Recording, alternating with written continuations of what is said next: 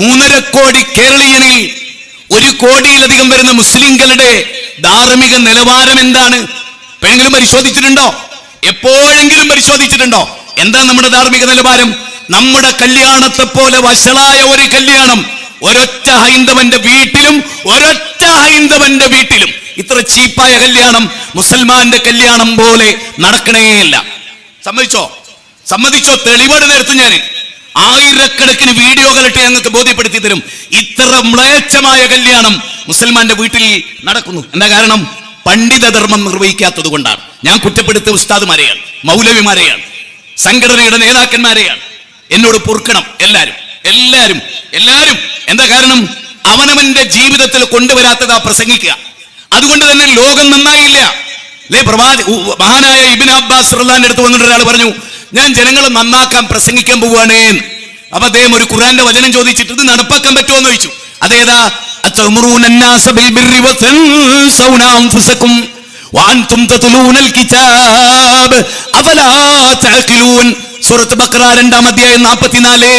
അത്തഅ്മുറൂന അന്നാസ bill ബിർരി വതൻസൗന അൻഫുസകും വഅൻതും തത്ലൂനൽ കിതാബ് അഫലാ തഅഖിലൂൻ. നിങ്ങൾ ജനങ്ങളോട് നന്മ കൽപ്പിക്കുകയും നിങ്ങളുടെ കാര്യത്തിൽ മറന്നുപോകുകയും ചെയ്യുകയാണോ? നിങ്ങൾ വേദഗ്രന്ഥം പാരായണം ചെയ്യുന്നവരല്ലേ? വേദഗ്രന്ഥം പാരായണം ചെയ്യുന്നത് നേരത്തെ പറഞ്ഞ മൈത്രേയനല്ലല്ലോ, ലിയാഖത്ത് അലി അല്ലല്ലോ, ആരിഫ് ഹുസൈൻ അല്ലല്ലോ, സി രവിചന്ദ്രൻ അല്ലല്ലോ. പിന്നെ ആരാത്? ഇ എ ജബ്ബാർ അല്ല. പിന്നെയോ വേദഗ്രന്ഥം പാരായണം ചെയ്യുന്ന മുസ്ലിം പണ്ഡിതന്മാരോട്, അനുയായികളോട് അല്ലാഹ് ചോദിക്കുന്ന കാര്യമാണ്, നിങ്ങൾ വേദം വായിച്ചിട്ട് എന്താ നിങ്ങൾ നന്നാകാത്തത്? ഇതാണ് പ്രശ്നം. മുസ്ലിം കല്യാണ വീടുകളിൽ തോന്നിയാസം നടക്കുന്നത് ഉസ്താദ് കാരണമാണ്. എന്റെ പൊന്നു മൗലവി, നിങ്ങൾ എന്താ ഈ പറയുന്നത്? കേട്ടോ, ഞാൻ പറഞ്ഞു തരാം നിങ്ങൾക്ക്. മാതാപിതാക്കൾ പറ്റാത്തോണ്ട് തന്നെ ഒരു വീട്ടിലെ രക്ഷിതാവ് അയാൾ നല്ല ബോൾഡായ മനുഷ്യനാണെങ്കിൽ അയാൾ വീട്ടിലെ കല്യാണത്തിൽ നടക്കുന്ന തോന്നിയാസം നടക്കുവോ? കല്യാണം എന്ന് പറഞ്ഞാൽ തന്നെ പവിത്ര, പിന്നെ എങ്ങനെ അവിടെ ഹറാം എടുക്കുക? കല്യാണം എന്ന് പറഞ്ഞാൽ പരമപരിശുദ്ധമായ ഒരു പ്രാർത്ഥന ചെയ്യേണ്ട സ്ഥലം അത്. കാരണം ഒരു കച്ചവടം തുടങ്ങുന്ന പോലെയല്ല വിവാഹം. മരിക്കുന്നവരെ ഇണയായ തളിപ്പറമ്പിൽ ഒരു കച്ചവടം തുടങ്ങി 2 കൊല്ലം കൊണ്ട് ലാഭമല്ല, നഷ്ടേ ഉള്ളൂ. ഒഴിവാക്ക. വേറൊന്ന് തുടങ്ങാൻ വേറൊരു നാട്ടിൽ പോയിട്ട് പെണ്ണിട്ടൽ അങ്ങനല്ല. അല്ലടോ മനുഷ്യന്മാരെ. അതുകൊണ്ട് പെണ്ണ് കെട്ടുമ്പോൾ അത് പവിത്രമാണ്. ഹൈന്ദവർക്ക് പോലെ എത്ര പവിത്രമാണ്. പിതാ രക്ഷിതി കൗമാരേ ഭർത്രോ രക്ഷിതി യൗവനേ പുത്രോ രക്ഷിതി വാർദ്ധക്യേ രക്ഷന്തി സ്ഥവിരേ പുത്ര സ്ത്രീ സ്വാതന്ത്ര്യമർഹിതി. വളരെ പവിത്രമായ ഒന്നായിട്ടാണ് പെണ്ണിനെ വിവാഹം കഴിച്ചുകൊണ്ടുവന്നതിന്റെ സങ്കല്പം. അവരിലൂടെ വലിയ വിപ്ലവം ഉണ്ടാകണം. ആ വിപ്ലവം ഉണ്ടാകണമെങ്കിൽ ആദ്യമായിട്ട് ഇവിടെ ഇരിക്കുന്നവർക്ക് ഒരൊറച്ച തീരുമാനം ഉണ്ടാകണം. ഷെരീഫ്കാര് പ്രസംഗം തുടങ്ങുമ്പോൾ ഞാൻ ഇവിടെ അല്ല, പക്ഷെ ഞാനും നിങ്ങളെപ്പോലെ ആ പ്രസംഗം കേട്ടു. നിങ്ങൾ കേട്ട പോലെ തന്നെ അതിൽ അദ്ദേഹം പറയുന്ന ഒരു ഭാഗമുണ്ട്. എന്താ? ഒരു ഉറച്ച തീരുമാനം ഉണ്ടാകണമെന്ന്, ബോൾഡായ ഒരു തീരുമാനം. അതിന് ഇസ്തിഖാമത്ത് എന്ന് പറയും അറബിയിൽ. അതിന് ഖുർആൻ 2 സ്ഥലത്ത് പിന്നെ ഒരേപോലെ പറയുന്ന ചെറിയ വ്യത്യാസം പറയുന്ന 2 ഖുർആനിക വചനമുണ്ട്. എന്താന്ന് വെച്ചാൽ ഇതാണ്. നോക്കൂ, അള്ളാഹു പറയാൻ, ഇന്നല്ലദീന ഖാലൂ റബ്ബുനല്ലാഹ് സുമ്മ ഇസ്തഖാമൂ. ഈ ഭാഗം 41-ാം അധ്യായം 30-ാമത്തെ വചനം, 46-ാമത്തെ അധ്യായം 13-ാമത്തെ വചനം, ഒരേ വചനം. ഇസ്തിഖാമത്ത് ഉണ്ടാകണം, ഉറച്ച തീരുമാനം ഉണ്ടാകണം. ഇനി വഴിതെറ്റൂല എന്നൊരാൾ വിചാരിക്കണം. ഈ തീരുമാനം ഉണ്ടായാൽ മാത്രം പോരാ, ആ തീരുമാനത്തിൽ ഉറച്ചു നിൽക്കാൻ ആവശ്യമായ സാഹചര്യങ്ങൾ ഒരുക്കണം. വേണ്ടേ? ഒരാൾ തിന്മ ഉപേക്ഷിച്ചാൽ മാത്രം പോരാ, നന്മയിലേക്ക് പോണം. അപ്പോഴേ അയാൾ നന്നാവും. ഇപ്പൊ നിങ്ങൾ നോക്കൂ, നമ്മുടെ വിശുദ്ധ ഖുർആൻ നമ്മളോട് പറയുന്നത് എന്താ? ഒരു ഉദാഹരണം പറയാം. ഒരു മകനെ വിളിച്ചിട്ട് ബാപ്പ പറയാണ്. ഒരു മകനെ എന്ന് പറയുമ്പോ ഇവിടെ ഇരിക്കുന്ന എല്ലാ ബാപ്പാരും, ഞാൻ 11 മക്കളുടെ മസൂലിയത്തുള്ള ആളാ. 6 പെൺകുട്ടികളും 5 ആൺകുട്ടികളെയും ഞാൻ പഠിപ്പിക്കുന്നുണ്ട്, നോക്കുന്നുണ്ട്, എല്ലാം ചെയ്യുന്നുണ്ട്. സഹോദരാ, ആലോചിക്കാനാ പറയുന്നത്. ഒരു ബാപ്പാന്റെ ദൗത്യം എന്താ? ആരാണ് ഒരു ബാപ്പ? സമ്പാദിക്കുന്ന ആള് മാത്രമല്ല, നല്ല നല്ല ബാഗ് വാങ്ങിക്കൊടുക്കാൻ ബാപ്പ വേണ്ട, അതിന് വേറൊരാൾ മതി. പോരെ? നല്ലൊരു ഡ്രസ്സ് എടുത്ത് കൊടുക്കാൻ ബാപ്പ വേണോ? പൈസ ഉണ്ടെങ്കിൽ വേറൊരാൾ വാങ്ങി കൊടുക്കൂലേ? അല്ലേ? നല്ല നല്ല ഭക്ഷണം വാങ്ങിക്കൊടുക്കാൻ ഒരു അയൽവാസി ചെക്കൻ തയ്യാറായ പോരെ? പൈസ കൈ കൊടുക്കാൻ വാങ്ങി കൊടുക്കൂലേ? കൊടുക്കും. അപ്പൊ ബാപ്പാക്ക് ആ ദൗത്യമല്ല ഉള്ളത്. പിന്നെ എന്താ ദൗത്യം? ഇന്ന് ഇൻഷാ അല്ലാഹ് ഈ തളിപ്പറമ്പിലെ ഈ കോർണറിൽ ചില തീരുമാനമായിട്ടേ നിങ്ങൾ എണീറ്റ് പോകാവൂ. ആ തീരുമാനം ഇന്ന് വീട്ടിൽ പോയിട്ട് നടപ്പാക്കണം. എങ്കിൽ വിപ്ലവകരമായ പരിവർത്തനം നമ്മുടെ വീട്ടിൽ നടക്കും. ഖു അൻഫുസകും വഅഹ്ലീകും നാറ, സ്വന്തത്തെയും മക്കളെയും ഭാര്യയെയും വഅതിൽ ഖുർബ ഹഖഹു, ഏറ്റവും അടുത്തവരുമായുള്ള അവകാശങ്ങളെ എല്ലാം നിങ്ങൾ നിർവഹിക്കുമ്പോൾ ഫഅൻദിർ അശീറതകൽ അഖ്റബീൻ. റസൂലിനോട് അല്ലാഹ് പറഞ്ഞാണ് 26-ാം അധ്യായം അധ്യായത്തിന്റെ 214-ാമത്തെ വചനമാണ്. സൂറത്തുൽ ശുഅറാന്റെ 214. അതിന്റെ അർത്ഥം ഇവിടെ ഇരിക്കുന്നവരൊക്കെ എളാപ്പ, മൂത്താപ്പ, അമ്മായി, മക്കള്, തന്റെ മരുമകളുടെ വീട്, കുടുംബം, അങ്ങനെ ചിന്തിച്ചിട്ട് ഈ ആയത്തൊന്ന് ശ്രദ്ധിച്ചേ. ഉദാഹരണം എന്നോട് റബ്ബ് പറയണെന്ന് വിചാരിക്കുക, എന്നോട് പറയും മുജാഹിദ്, നിന്റെ ഉപ്പ, നിന്റെ ഉമ്മ, നിന്റെ കുടുംബം, നിന്റെ ജ്യേഷ്ഠാനുജന്മാര്, അമ്മായി, അമ്മായിയുടെ മക്കള്, എളാപ്പ, മൂത്താപ്പ, ഉമ്മയുടെ അനുജത്തി, കുടുംബം, ഇവരൊക്കെ വിളിക്കണം. അള്ളാഹ് പറയാൻ റസൂൽ അവരൊക്കെ വിളിച്ചു. എന്നിട്ട് പറഞ്ഞു, സഫിയ, എന്റെ അമ്മായിയുടെ എല്ലാ ആളുകളെയും വിളിച്ചു. നരകമുണ്ട് കേട്ടോ, അതിൽ നിങ്ങളെ രക്ഷപ്പെടുത്താൻ എനിക്ക് കഴിയൂല എന്നാണ് പഠിപ്പിച്ചു. മോളെ ഫാത്തിമ, നിന്നെ നരകത്തിൽ നിന്ന് രക്ഷപ്പെടുത്താൻ ബാപ്പാക്ക് കഴിയൂല മോളെ. ബാപ്പ വന്നത് ഈ ദൗത്യം നിർവഹിക്കാനാണ്. ഹറാമ് വെടിയണം, ഹലാലിൽ വരണം എന്ന് പഠിപ്പിക്കാനാണ്. ഒന്നുകൂടെ കേട്ടോ. എന്താണ് ഒരു മുസ്ലിം ഉമ്മത്തിന്റെ ദൗത്യം എന്ന് പറയാൻ ഞാൻ അതിൽ ബാപ്പാന്റെ ഡ്യൂട്ടിയാണ് പറയുന്നത്. അവിടെ നിന്നാണ് ഞാൻ ഇങ്ങോട്ട് വന്നത്. യാ ബുനയ്യ, എന്റെ പൊന്നുമോനെ, എന്റെ പൊന്നുമോനെ.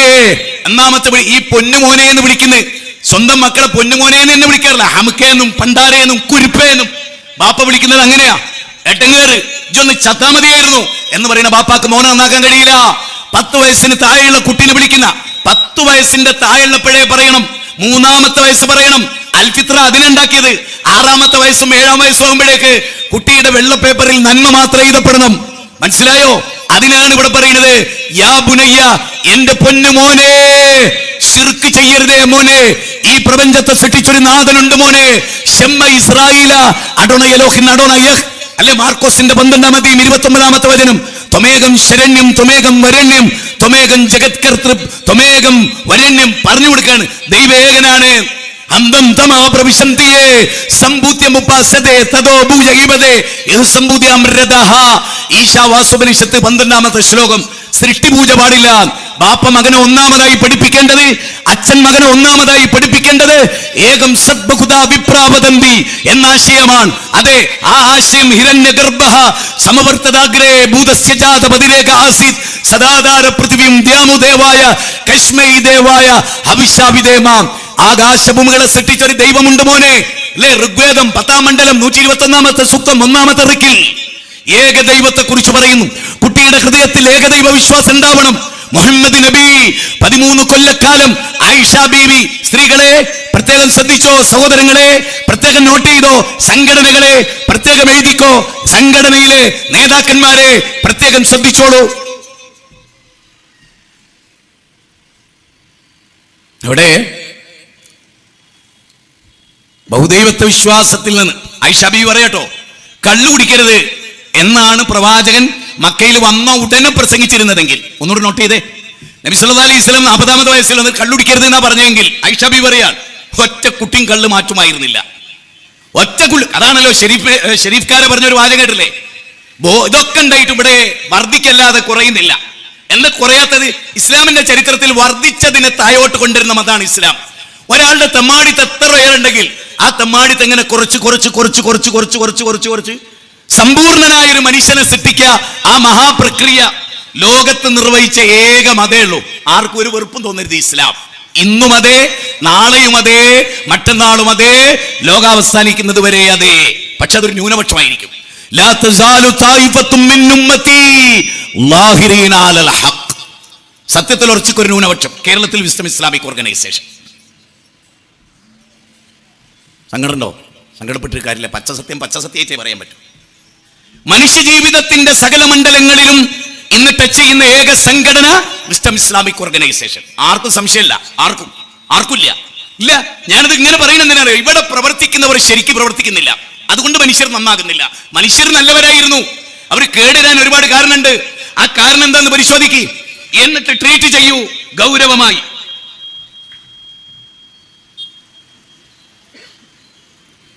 സഹോദരങ്ങളെ, വലിയൊരു പ്രോഗ്രാമാണിത്. സാമ്പത്തികമായി വലിയ ബാധ്യത ഉണ്ട്.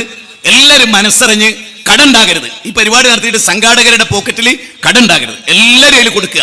സ്റ്റേജിലുള്ളവരും പേജിലുള്ളവരും സദസ്സിലുള്ളവരും ഒക്കെ ഒരു ചില്ലറ പൈസയല്ല. മനസ്സ് തട്ടി.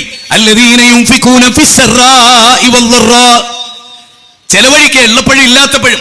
അല്ലദീന യത്ലൂന കിതാബല്ലാഹി വഅഖാമുസ്സലാ വഅൻഫിഖൂ മിമ്മാ റസഖ്നാഹും സിർറൻ വഅലാനിയ, രഹസ്യമായും പരസ്യമായും കൊടുക്കുക. 35-ാം അധ്യായം 29, 3-ാം അധ്യായം 142, 43, 44.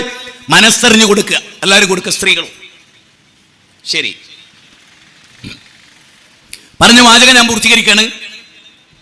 ശുദ്ധമായ ഏകദൈവ വിശ്വാസം മനുഷ്യന്റെ കരളിൽ, ആയിഷ ബീവി പറഞ്ഞതാ, 13 കൊല്ലം തൗഹീദ് പഠിപ്പിച്ചു. തൗഹീദ് പഠിപ്പിച്ചപ്പോ മനുഷ്യകുലം നന്നായി. എന്തിനാ ഞാൻ കള്ളുകുടിക്കുന്നത്, എന്തിനാ കുടിക്കാതിരിക്കുന്നത്, എന്താ പലിശക്ക് കൊടുത്താൽ പടച്ചോന്റെ മുമ്പിൽ ജീവിതം സമർപ്പിക്കുമ്പോ രക്ഷപ്പെടാൻ കഴിയില്ല. ഈ ഒരു പോയിന്റിനെ മാനവകുലത്തെ നന്നാക്കാനാവും. പോലീസ് വേണ്ട, പട്ടാളം വേണ്ട, CCTV വേണ്ട, സ്വയം റബ്ബിനെ പേടിച്ച് നിയന്ത്രിക്കുന്ന ഒരു സമൂഹം, അതിനനുസരിച്ചുള്ള ക്ലാസുകൾ, അതിനനുസരിച്ചുള്ള നരകസ്വർഗങ്ങളെ കുറിച്ചുള്ള വിവരണങ്ങൾ, അതിനപ്പുറത്ത് മനുഷ്യനെ നന്നാക്കാൻ കഴിയും നിങ്ങൾ വിചാരിക്കണ്ട. ഒരു പോലീസ് ഉണ്ടായിട്ടും കാര്യമില്ല. പോലീസ് കഞ്ചാവ് അടിച്ചാലോ, പോലീസ് കഞ്ചാവിന് കൂട്ടുന്നാലോ, ഇവിടുത്തെ ഡോക്ടർമാർ കിട്ടിയടിച്ചു മാറ്റുന്നതിന്റെ ഡയറക്ടർമാരായാലോ, ആരോഗ്യം സംരക്ഷിക്കേണ്ടവർ രോഗം കൊടുക്കുന്നവരായാലോ, അല്ലേ എയ്ഡ്സ് ആരുണ്ടാക്കിയ? ചൈന ഉണ്ടാക്കിയതാ. എയ്ഡ്സ് മനുഷ്യൻ എയ്ഡ്സ് അല്ല, നമ്മുടെ ഈ കോവിഡ് ചൈന ഉണ്ടാക്കിയതാണ്. എയ്ഡ്സ് എന്തുകൊണ്ടുണ്ടായത്? മനുഷ്യന്റെ തമ്മാടിത്തം കൊണ്ടാണ്. അവിടെയാണ് നാം കേന്ദ്രീകരിക്കുന്നത്. മനുഷ്യൻ എങ്ങനെ നന്നാകും, ഇതാണ് വിഷയം. അതിലെ ഒന്നാമത്തെ പോയിന്റ് ആയിഷ ബീവി പറഞ്ഞു, ദൈവത്തെ കുറിച്ചുള്ള പഠനം. ദൈവം കാണുന്നു, യുക്തിവാദിക്കതില്ല. ദൈവം കേൾക്കുന്നു, യുക്തിവാദിക്കതില്ല. അമ്മയും പെങ്ങളെയും വേർതിരിച്ചറിയണം മതം. യുക്തിവാദി പറഞ്ഞു അമ്മനെയും പെങ്ങളെയും തിരിച്ചറിയണ്ട. സി രവിചന്ദ്രന്റെ ശിഷ്യൻ, EA ജബ്ബാറിന്റെ ശിഷ്യൻ, ആലപ്പുഴക്കാരൻ പറയുന്നത് എന്താണ്? അവൻ പറയുന്നത്, അമ്മ സമ്മതിച്ചാൽ അമ്മയുമായി ശാരീരിക ബന്ധത്തിൽ ഏർപ്പെടാം, പെങ്ങൾ സമ്മതിച്ചാൽ അതാവാം, കുട്ടി സമ്മതിച്ചാൽ അതാവാം. അതാണ് മനു പ്രസാദ് ലിറ്റ്മസ് 19-ൽ പ്രസംഗിച്ചത്. എല്ലാരും കേട്ടതാണ്, വിവാദമായതാണ്, അല്ലേ? അവിടെയാണ് നേരത്തെ മൈത്രേയൻ എന്ന് പറഞ്ഞാൽ ആരാ, നിങ്ങൾക്ക് ആർക്കെങ്കിലും അറിയോ? മൈത്രേയൻ ഒരു സന്യാസിയായിരുന്നു. ആ ക്ലിപ്പ് ഞാൻ ആവർത്തിച്ചൊന്നുകൂടി ഇടും, നിങ്ങളൊന്ന് കേട്ടാ മതി. മൈത്രേയൻ സന്യാസിയായിരുന്നു. ഗുരു നിത്യചൈതന്യയതി. കേരള ജനത, ഞാൻ അദ്ദേഹത്തിന്റെ കൂടെ സദസ്സ് പങ്കെടുത്തിട്ടുണ്ട്, വേദിയിൽ പങ്കെടുത്തിട്ടുണ്ട്, അദ്ദേഹത്തിന്റെ കൂടെ ഒരു യാത്ര പോയിട്ടുണ്ട്. അദ്ദേഹത്തിന്റെ ആശ്രമത്തിലെ 5 പ്രഗത്ഭ സന്യാസിമാരിൽ ഒരാളായിരുന്നു മൈത്രേയൻ സന്യാസിയായിരുന്നു. ഇന്ന് മൈത്രേയൻ തോന്നിയാസിയാണ്. അന്ന് സമ്പൂർണ്ണ സന്യാസി, ഇന്ന് സമ്പൂർണ്ണ തോന്നിയാസി. മൈത്രേയൻ എന്ന മനുഷ്യനിൽ നിന്ന് മൈത്രേയൻ എന്ന വൃത്തികെട്ട തോന്നിയാസിയിലേക്ക് എങ്ങനെ ഉണ്ടായി? യുക്തിവാദം തലക്ക് പിടിച്ചപ്പോ, മതനിഷേധം തലക്ക് പിടിച്ചപ്പോ, ദൈവനിഷേധം തലക്ക് പിടിച്ചപ്പോ, ഗുരു നിത്യചൈതന്യ യതിയുടെ കൂടെ ജീവിച്ചിട്ട് പോലും ലോകത്തിലെ ഏറ്റവും വലിയ തമ്മാടിയായി ഈ ട്രാൻസ്ഫറുകാരൻ മാറി. ആലോചിക്കേണ്ടതാണ്. അയാളെ പറയുന്നത് കഞ്ചാവ് ലീഗലൈസ് ചെയ്യണം. ശരിക്ക് ഷെരീഫ്കാര ഈ ഭാഗം പറഞ്ഞു വെച്ചല്ലോ. ഞാൻ പരിഹാരം പറയേണ്ട ആളാണല്ലോ. പരിഹാരമുണ്ട്. ബോബി ചെമ്മണ്ണൂരിനെ ജയിലിലാക്കാൻ കാണിച്ച ആ തിട്ടൂരല്ലേ, എന്തിന്റെ പേരിലായാലും അത് എന്റെ പേരിൽ കാണിച്ചാൽ മതി. കേരളത്തിൽ നിന്ന് ആരെയെങ്കിലും ഒന്നാമതായി ജയിലിടണമെങ്കിൽ മൈത്രേയനെ ജയിലിടണം. അതിന് നട്ടലുള്ള ഭരണാധികാരി ഉണ്ടാവണം. ഇല്ല തൂക്കിലേക്കിയാൽ പോലും ഇല്ല. കേരളത്തിന് ഏതെങ്കിലും ഒരു ഇന്ത്യ വിരുദ്ധനെ, കേരളത്തിലെ 3.5 കോടിയുടെ മുഖ്യ ശത്രുവിനെ അറസ്റ്റ് ചെയ്ത് ജയിലിടാൻ ഒരാളാണ് മൈത്രേയൻ. ഇവിടെ ശിക്ഷിക്കുകയാണെങ്കിൽ യുക്തിവാദികളെ ശിക്ഷിക്ക്. സകല തോന്നിയാസവും ലോകത്തോട് വിളിച്ചു പറയുന്ന യുക്തിവാദികൾ, കുടുംബരംഗം തകർക്കുന്നവർ ന്യായമായി എടുക്കട്ടെ. അമേരിക്കയിലപ്പോ ഡൊണാൾഡ് ട്രംപ് അധികാരത്തിൽ കയറുന്നതിന് മുമ്പ് പറഞ്ഞു, അമേരിക്കയിലെ ആണും പെണ്ണും മതി, രണ്ടിന്റെ ഇടയിലുള്ള സാധനം വേണ്ട. അതിന്റെ പ്രശ്നം, രണ്ടിന്റെ ഇടയിലുള്ള സാധനം അവരുടെ പ്രയത്നം കൊണ്ടുണ്ടായതല്ല, അവരെ കുറ്റവുമല്ല. പിന്നെന്താ? അവർക്കൊരു പൊളിറ്റിക്സ് ഉണ്ട്, വൃത്തികെട്ട നീചമായ പൊളിറ്റിക്സ്. കേരളത്തിൽ ആണുമല്ല പെണ്ണുമല്ല, ആ വിഭാഗത്തിന്റെ പൊളിറ്റിക്സ് ആണ് ഇവിടുത്തെ ഭരണകൂടം പോലും സ്വീകരിച്ചിട്ടുള്ളത്. ഇവിടുത്തെ പാഠ്യപദ്ധതിയിലുള്ളത് ജെൻഡർ ന്യൂട്രാലിറ്റി മുതൽ ഇങ്ങോട്ടുള്ള സകല വൃത്തികേടുകളും. അവിടെ വിദ്യാഭ്യാസം പഠിക്കാനല്ല പിടിക്കാനാ പഠിപ്പിക്കുന്നത്. ആണിന്റെ കൂടെ ടൈറ്റ് ജീൻസ് ഇട്ട പെണ്ണിനെ അവളുടെ കാലിന്റെ വണ്ണം കാണിച്ച് തൊട്ടടുത്തിരുന്നാൽ പഠിപ്പല്ല പിടുത്താൻ നടക്കുക.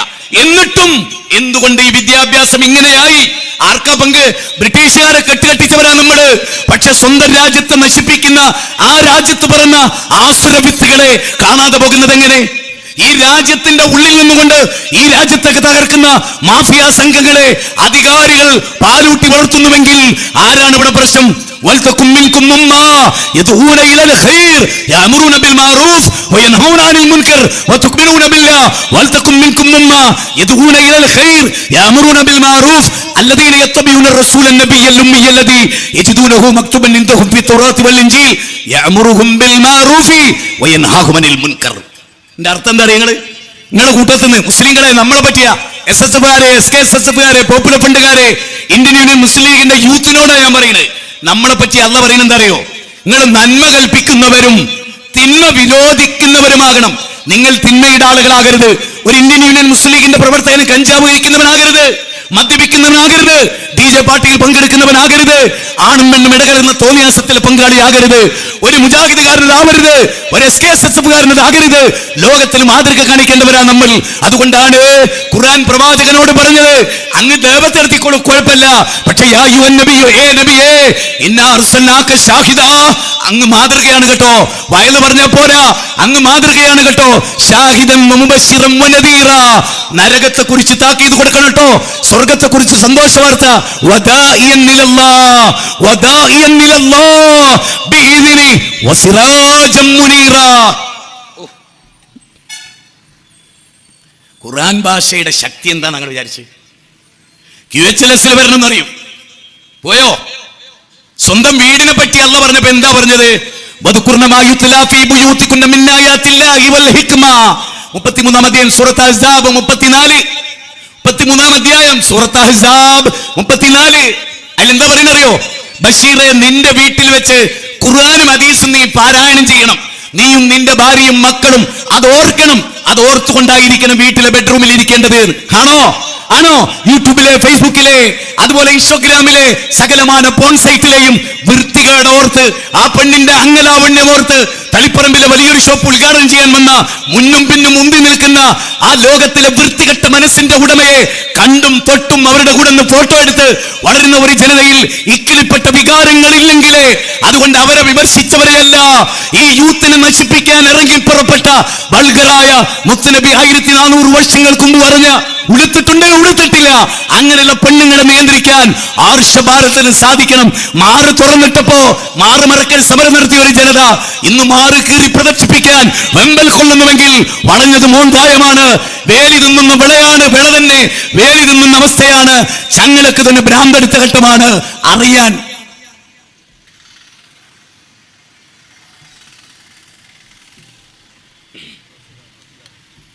ഞാൻ പറഞ്ഞത്, ഒറ്റക്കുട്ടിയും പോരുത് കേട്ടോ. നാട്ടിലേക്ക് പോകാൻ ബസ് കിട്ടൂല്ലെങ്കിൽ ചോദിച്ചാൽ, നിന്നോട് പൈസ ചോദിച്ചാൽ ഞാൻ തരും നിങ്ങൾക്ക്. ഇന്നത്തെ പ്രസംഗങ്ങൾ കേട്ടാ പോരാ. ഞാൻ ആണുങ്ങളോടെ പറയുന്നത്, നല്ല നല്ല 3000 രൂപന്റെ ഷൂ, 30,000 രൂപന്റെ മൊബൈല്, 10,000 രൂപയ്ക്ക് തിന്നുക, 5 രൂപന്റെ ബുദ്ധിയില്ല. 5 രൂപന്റെ ബുദ്ധിയില്ല, ബാക്കിയൊക്കെ ഉണ്ട്. ശരീരത്തിൽ ഒരുപാട് കോടികൾ, വലിയ വാച്ച് കെട്ടിയിട്ടുണ്ട്, എല്ലാം ഉണ്ട്, ബുദ്ധിയും കഥയില്ല. സമൂഹത്തിന് ഞാൻ എന്ത് കൊടുത്തു ചിന്തിച്ചിട്ടുണ്ടോ? എന്താണ് എന്റെ കൾച്ചറൽ കോൺട്രിബ്യൂഷൻ, എന്റെ എഡ്യൂക്കേഷൻ കോൺട്രിബ്യൂഷൻ, എന്റെ എക്കണോമിക്കൽ കോൺട്രിബ്യൂഷൻ എന്താണ് എന്നൊരു യുവാവേ നീ ആലോചിച്ചിട്ടുണ്ടോ?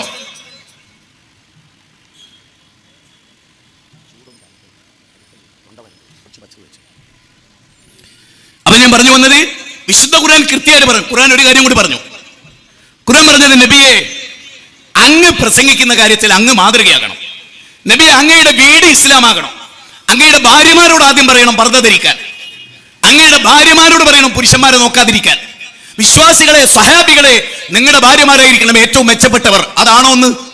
അതാണോ? ഞാനിവിടെ പരിഹാരമാണ് പറയുന്നത്. യഥാർത്ഥമായ പ്രശ്നത്തിലേക്കുള്ള നമ്മുടെ യാത്രയാണ്.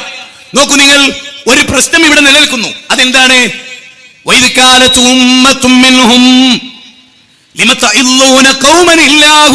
ഔ മുഹ്ലികഹും ഔ മുഅദ്ദിബഹും അദാബൻ ശദീദാ ഖാലൂ മാദറതൻ ഇലാ റബ്ബികും വലഅല്ലഹും യത്തഖൂൻ. ഞാനൊരു മിനിറ്റ് ഒരു ഗ്ലാസ് വെള്ളം കുടിച്ചോട്ടെ.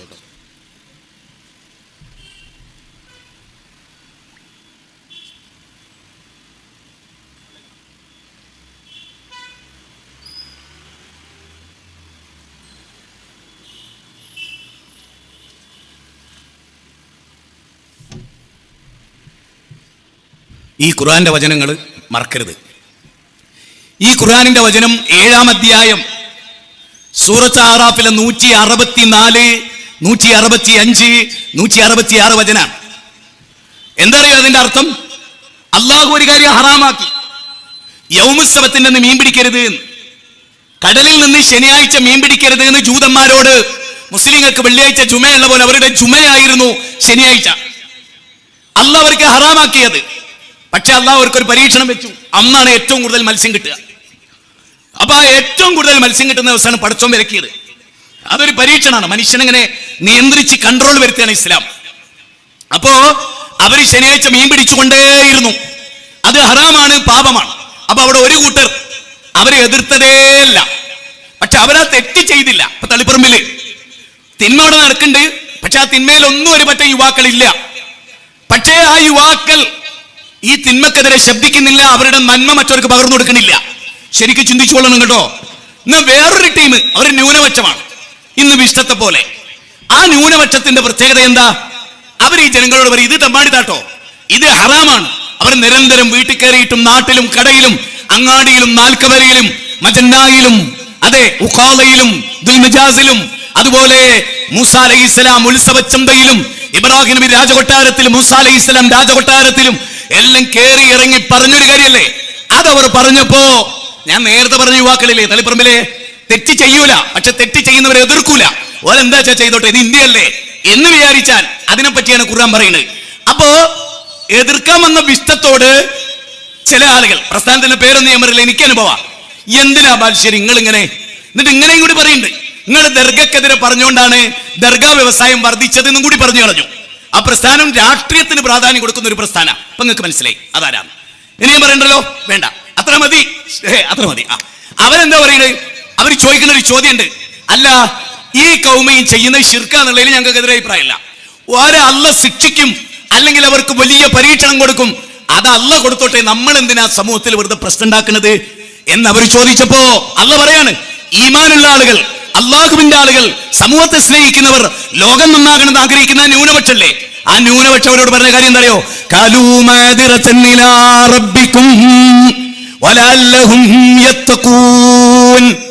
ഞങ്ങൾക്ക് പടച്ചോനോട് പറയണം, ഞങ്ങൾ ഈ തിന്മക്ക് കൂട്ടുന്നിട്ടില്ല, ഞങ്ങൾ ചെയ്തില്ലെന്ന് മാത്രമല്ല ചെയ്തതിനെതിരെ ശബ്ദിക്കുന്നു.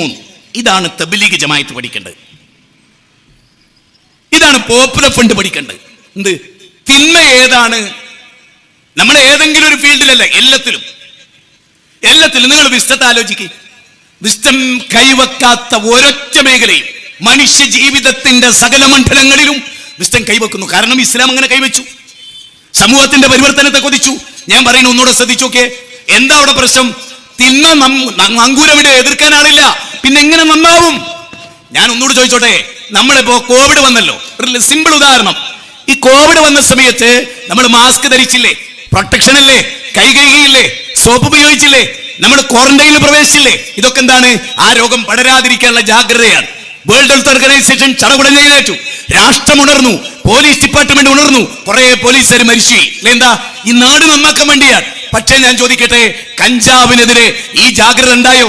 മദ്യപാനത്തിനെതിരെ ഈ ജാഗ്രത ഉണ്ടായോ? അപ്പൊ നമ്മൾ സാധാരണ പറയാറുണ്ട്, വെള്ളം സർവത്രേ കുടിക്കാനില്ലത്രേ അല്ലേ? വെള്ളത്തേക്കാൾ ഏറ്റവും കൂടുതൽ ഇവിടെ കിട്ടുന്നത് മദ്യമാണ്. അതിനാരാ സൗകര്യം ഏർപ്പെടുത്തി കൊടുത്ത്? നമ്മുടെ ഭരണകൂടം. മാറി മാറി വരുന്ന ഭരണകൂടം നല്ല ഭരണകൂടം എന്നുള്ളതിന് ഏറ്റവും വലിയ തെളിവ് എന്താ പറയുക? എത്ര ബാറിന് ലൈസൻസ് കൊടുത്തു ആ മുഖ്യമന്ത്രിയുടെ നേതൃത്വത്തിൽ എന്നതാണ് ആ പാർട്ടി ഗംഭീര പാർട്ടിയാകാനുള്ള കാരണം. എങ്ങനെ ഭരിക്കുന്ന നേതൃത്വം നല്ലതാണ്, എല്ലാ സ്ഥലത്തും കള്ള് കിട്ടുന്നുണ്ട്, എല്ലാ സ്ഥലത്തും വെള്ളം കിട്ടുന്നുണ്ടോ? ഇല്ല. അതിനുള്ള പദ്ധതി സർക്കാർ ഉണ്ടാക്കിയോ? ഇല്ല, വളരെ കുറവാ. കള്ള് കിട്ടാനോ? അതിൽ ഇൻവോൾവ്ഡാ, അതിന് വകുപ്പുണ്ട്, മന്ത്രിയുണ്ട്. വികലാംഗരോട് പറയുന്നത് വീട്ടിൽ കുത്തിനുള്ളിൽ അവിടെ എത്തിച്ചേരും, ഞങ്ങൾ MLA MP ഒക്കെ എത്തിച്ചേരും. ആ കൊലത്തിലാ കാര്യങ്ങളുള്ളത്. ബേജാറ് വന്നുണ്ടോ സംഘാടകർക്ക്? എനിക്കൊരു കുസലില്ല കേട്ടോ, കുളിര് പോയ ആളാണ്. നല്ലോണം ആലോചിച്ചു. നാട് നന്നാകണമെന്ന് ഞാൻ ആഗ്രഹിക്കുന്നു. ഹിന്ദുവും മുസ്ലിമും ക്രിസ്ത്യാനിയും ജൈനനും കമ്മ്യൂണിസ്റ്റുകാരനും BJP RSS എല്ലാം നന്നാകണം നമ്മൾ ആഗ്രഹിക്കുന്നു. അതുകൊണ്ടാണ് നമ്മൾ ഈ പ്രോഗ്രാം വെച്ചത്. ആ ലക്ഷ്യമുള്ളത് കൊണ്ടാണ് നമ്മൾ ഈ പ്രോഗ്രാം വെച്ചത്. മാനവകുലത്തെ നമ്മൾ സ്നേഹിക്കുന്നു, മനുഷ്യകുലത്തെ നമ്മൾ സ്നേഹിക്കുന്നു. സ്നേഹിക്കയില്ല ഞാൻ നോവുമാത്മാവിനെ, സ്നേഹിച്ചിടാത്തൊരു തത്വശാസ്ത്രത്തെയും. വയലാറിന്റെ കവിതയാ. അമ്മ വേദനിക്കുന്നുണ്ട് മകന്റെ കഞ്ചാവോർത്ത്, മകന്റെ മയക്കുമരുന്നോർത്ത് ബാപ്പ വ്യസനിക്കുന്നുണ്ട്. ആ വ്യസനത്തിൽ നമ്മൾ പങ്കാളികളാകുക. എന്താ നമ്മുടെ മോക്ഷം ആയി ചിന്തിക്കുക. ഇനി ഞാൻ പറയുന്ന പോയിന്റിലേക്കൊന്ന് തിരിച്ചു വന്നു. ഞാൻ നേരത്തെ ഒരു ബാപ്പാനെ പറ്റി പറഞ്ഞു. ഞാൻ അവിടേക്ക് വീണ്ടും മടങ്ങാം, മറന്നതൊന്നല്ല കേട്ടോ. ലുക്മാനുൽ ഹക്കീം തന്റെ മകനെ ആദ്യമായിട്ട് വിളിച്ചു യാ ബുനയ്യ. ഞാൻ ഇവിടെ ഒരു കാര്യം ചോദിക്കാൻ, ഈ പരാമർശം കേൾക്കാത്ത, ലുക്മാനുൽ ഹക്കീം മകനെ ഉപദേശിച്ചു എന്ന് കേൾക്കാത്ത ഏതെങ്കിലും ബാപ്പാരുണ്ടോ? കേൾക്കാത്തവരൊന്ന് കൈവന്തിക്ക്. ഈ സസ്സിലിരിക്കുന്നതിൽ സ്ത്രീകളിലും കുട്ടികളിലും ലുക്മാനുൽ ഹക്കീം എന്ന പ്രവാചകൻ യാ ബുനയ്യ എന്ന് വിളിച്ച് ഇന്നെന്ന ഉപദേശം കൊടുത്തിട്ടുണ്ട് എന്നറിയാത്ത ഒരാളൊന്ന് കൈവന്തിച്ചേ, സത്യസന്ധമായി കൈവന്തിച്ചേ. മാഷാ അല്ലാഹ്. അപ്പൊ അറിയാം, ശരി അറിയാം, അതെന്നാണ് നിങ്ങൾക്കുള്ള പ്രഹരവും. നിങ്ങൾ കൈബന്ധിക്കാത്തത് നിങ്ങൾക്കുള്ള ശിക്ഷയാണ്. അതെന്താ കാരണം? ഈ ലുക്മാനുൽ ഹക്കീമിനെ പോലെ ഈ കാര്യങ്ങൾ ഓർത്ത് കംപ്ലീറ്റ് മക്കളെ ഉപദേശിച്ച ഒരു വാപ്പ കൈബന്ധിക്ക്. ലുക്മാനുൽ ഹക്കീം മകനെ വിളിച്ചു വരുത്തി പഠിപ്പിച്ച പോലെ ദീന് പഠിപ്പിച്ച ഒരു ഉമ്മ കൈബന്ധിക്ക്. ഇപ്പൊ പ്രശ്നം എവിടെയാണെന്നും പരിഹാരം എവിടെ വേണ്ടെന്ന് മനസ്സിലായോ? മനസ്സിലായോ? നിങ്ങൾക്ക് മനസ്സിലായോ? ആ,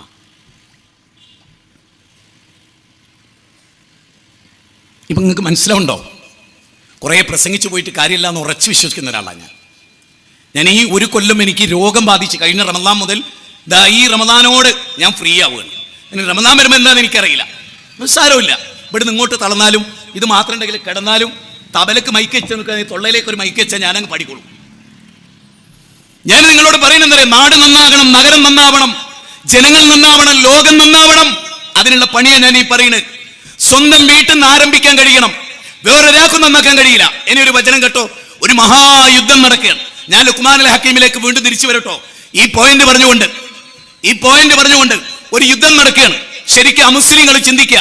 ഹൈന്ദവരോ ക്രൈസ്തവരോ പോലീസ് ഡിപ്പാർട്ട്മെന്റോ നിയമപാലകരോ വക്കീലോ ജഡ്ജിയോ ഡോക്ടറോ നാളെ ഇൻഷാ അല്ലാഹ് ഈ പ്രസംഗം സോഷ്യൽ മീഡിയയിൽ എഡിറ്റ് ചെയ്തിട്ടാണെങ്കിലും ചില വശത്തുമല്ലോ ആ എത്തുന്ന സമയത്ത് കേട്ടോളൂ, ഗൗരവമായി കേട്ടോളൂ. മുഹമ്മദ് നബി സല്ലല്ലാഹു അലൈഹി വസല്ലം ഒരു യുദ്ധം കഴിഞ്ഞു. നോക്കുമ്പോൾ കുറെ കുട്ടികൾ കൊല്ലപ്പെട്ടതായി കണ്ടു, കുറെ പിഞ്ചു പൈതങ്ങൾ കൊല്ലപ്പെട്ടതായിട്ട് കണ്ടു. അവൻ നബി സല്ലല്ലാഹു അലൈഹി വസല്ലം ചോദിക്കാണ്, ആരാണ് ഈ കിരാത പ്രവൃത്തി ചെയ്തത്? ആരാണ് ഈ കിരാത പ്രവൃത്തി ചെയ്തത്? ഏത് കിരാത പ്രവൃത്തി? പിഞ്ചു പൈതങ്ങളെ കൊല്ലുക എന്ന കിരാത പ്രവൃത്തി ചെയ്തത് ആരാണ്? അപ്പൊ സഹാബത്ത് പറഞ്ഞു, ഞങ്ങളാ. ഒരു ബൗദ്ധ വിശ്വാസികളെ കുട്ടികളല്ലേ? ശരിക്കും ഈ നബിയെ ലോകത്തിന് പരിചയപ്പെടുത്തേണ്ടതും കൂടി ഉണ്ട് എന്ന് ഞാൻ പറയുന്നത്. ആരാ നബി? ആരാ സഹാബത്ത്? എല്ലാ കാലത്തെ സമൂഹത്തിൽ അനുയായികൾ ചിന്തിച്ചതേ നബിയുടെ അനുയായികളും ചിന്തിച്ചുള്ളൂ.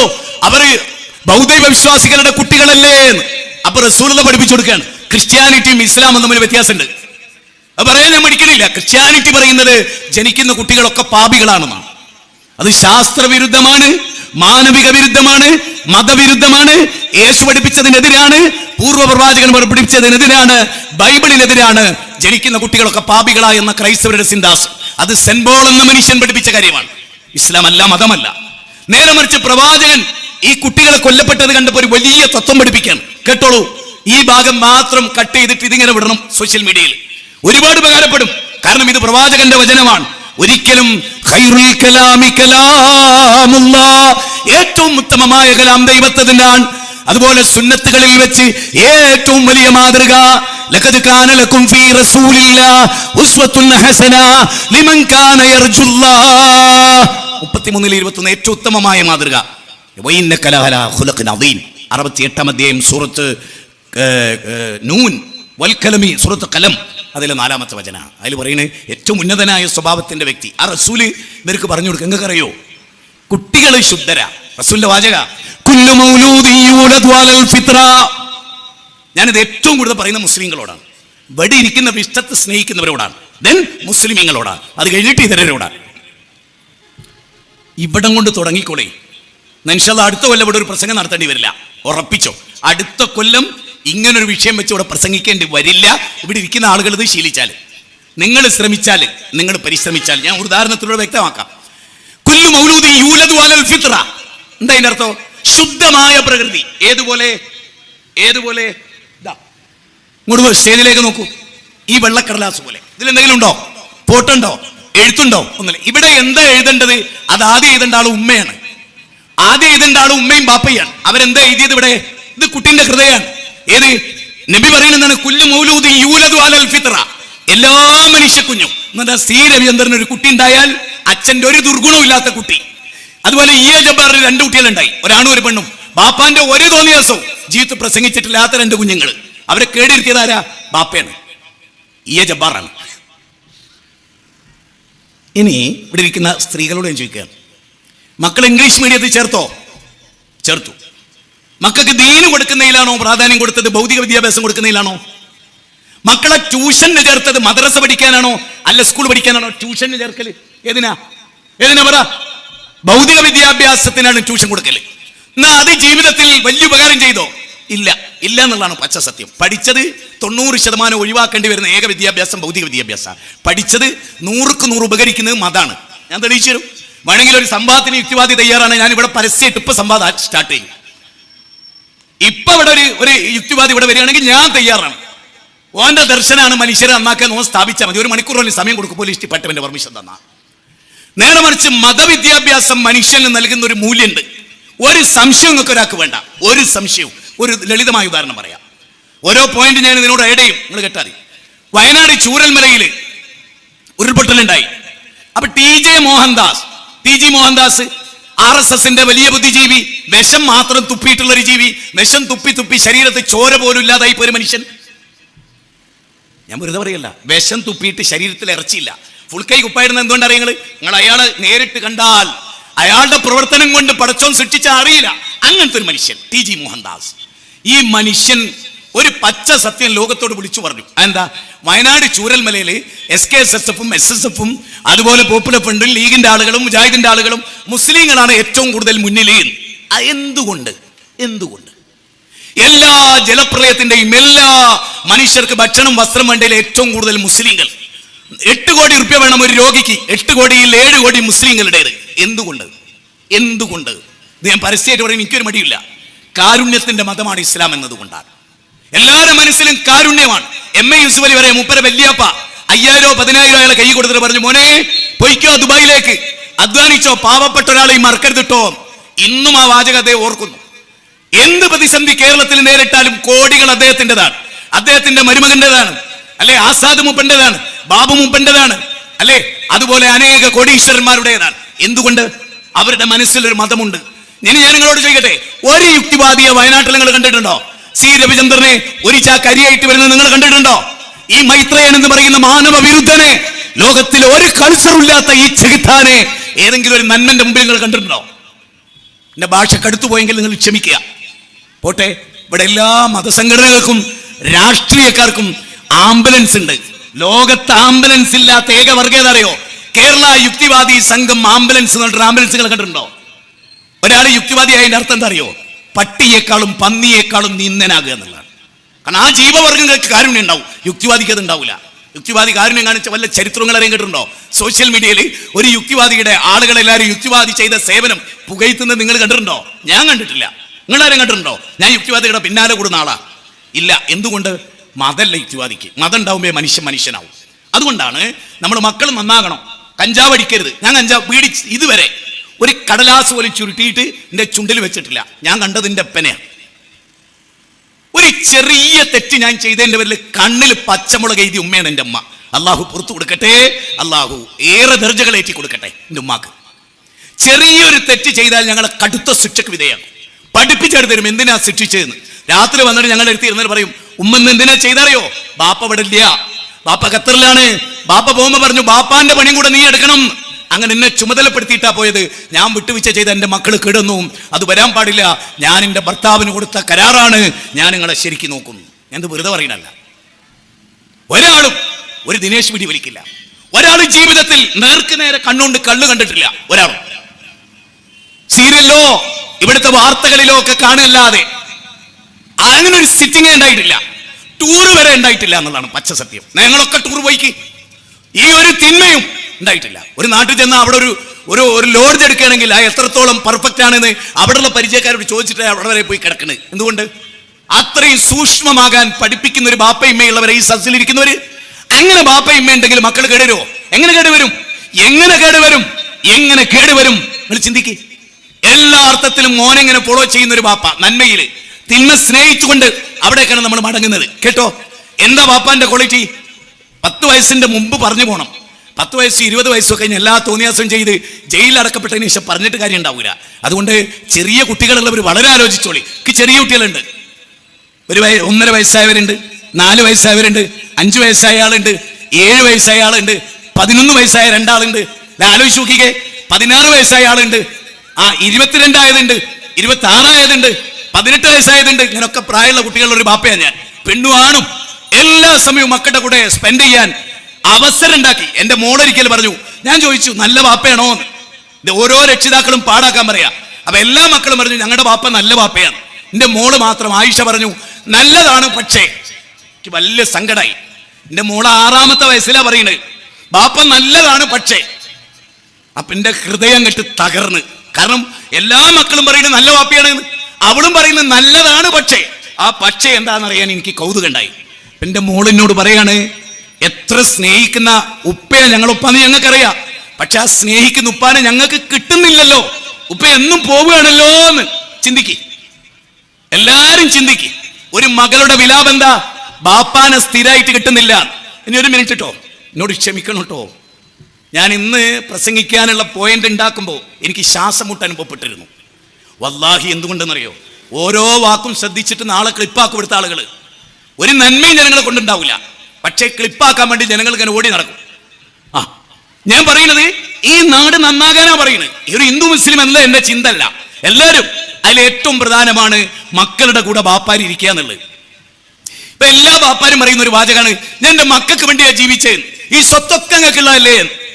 ഏറ്റവും വലിയ പാതകമാണ് ആ ബാപ്പ ചെയ്യുന്നത്. ഒരു മകൾക്ക് ബാപ്പ കൊടുക്കുന്ന ഏറ്റവും വലിയ സമ്മാനം എന്ന് റസൂൽ പറഞ്ഞ എന്താ? ക്വാളിറ്റി ലൈഫ് എന്നാ റസൂലിന്റെ പ്രഖ്യാപനം. നല്ല സ്വഭാവം പഠിപ്പിക്കുക. ഒരു ഉദാഹരണം പറയാം. അബൂ ഹുറൈറ റളിയല്ലാഹുവിനോട് മകള് വന്നിട്ട് പറയാണ്, എല്ലാ ഉമ്മമാരും ശ്രദ്ധിച്ചോളേ, ഉപ്പാ എന്റെ കൂട്ടുകാരികൾക്കൊക്കെ സ്വർണ്ണമൊക്കെ ഉണ്ട്, എനിക്ക് എന്റെ ഉപ്പ സ്വർണ്ണൊന്നും വാങ്ങി തന്നില്ലല്ലോ. അപ്പൊ ഉപ്പ പറയാണ്, മോളെ നിന്റെ കൂട്ടുകാരികൾക്ക് ദുനിയാവിലാണ് സ്വർണം, ആഖിറത്തിൽ സ്വർണത്തിന്റെ വളടണോ? അതാണ് ബാപ്പാന്റെ പൂതി. എന്റെ മകളുടെ കയ്യിൽ പരലോകത്ത് സ്വർണത്തിന്റെ വളയിടുക. അപ്പൊ മകള് ചോദിച്ചാ എന്താ എങ്ങനെ? മോളെ ഞാൻ നിന്നെ തഹജ്ജുദ് നിസ്കരിക്കാൻ പിടിക്കുന്നുണ്ടോ?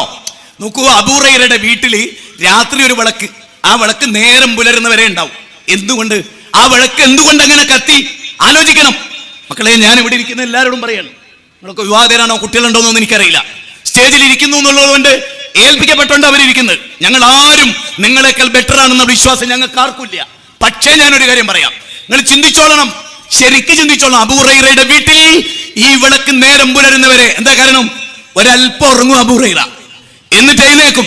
കാനൂ ഖലീലൻ മിനൽ ലൈലി മാ യഹ്ജഊൻ വബിൽ അസ്ഹാരിഹും യസ്തഗ്ഫിറൂൻ.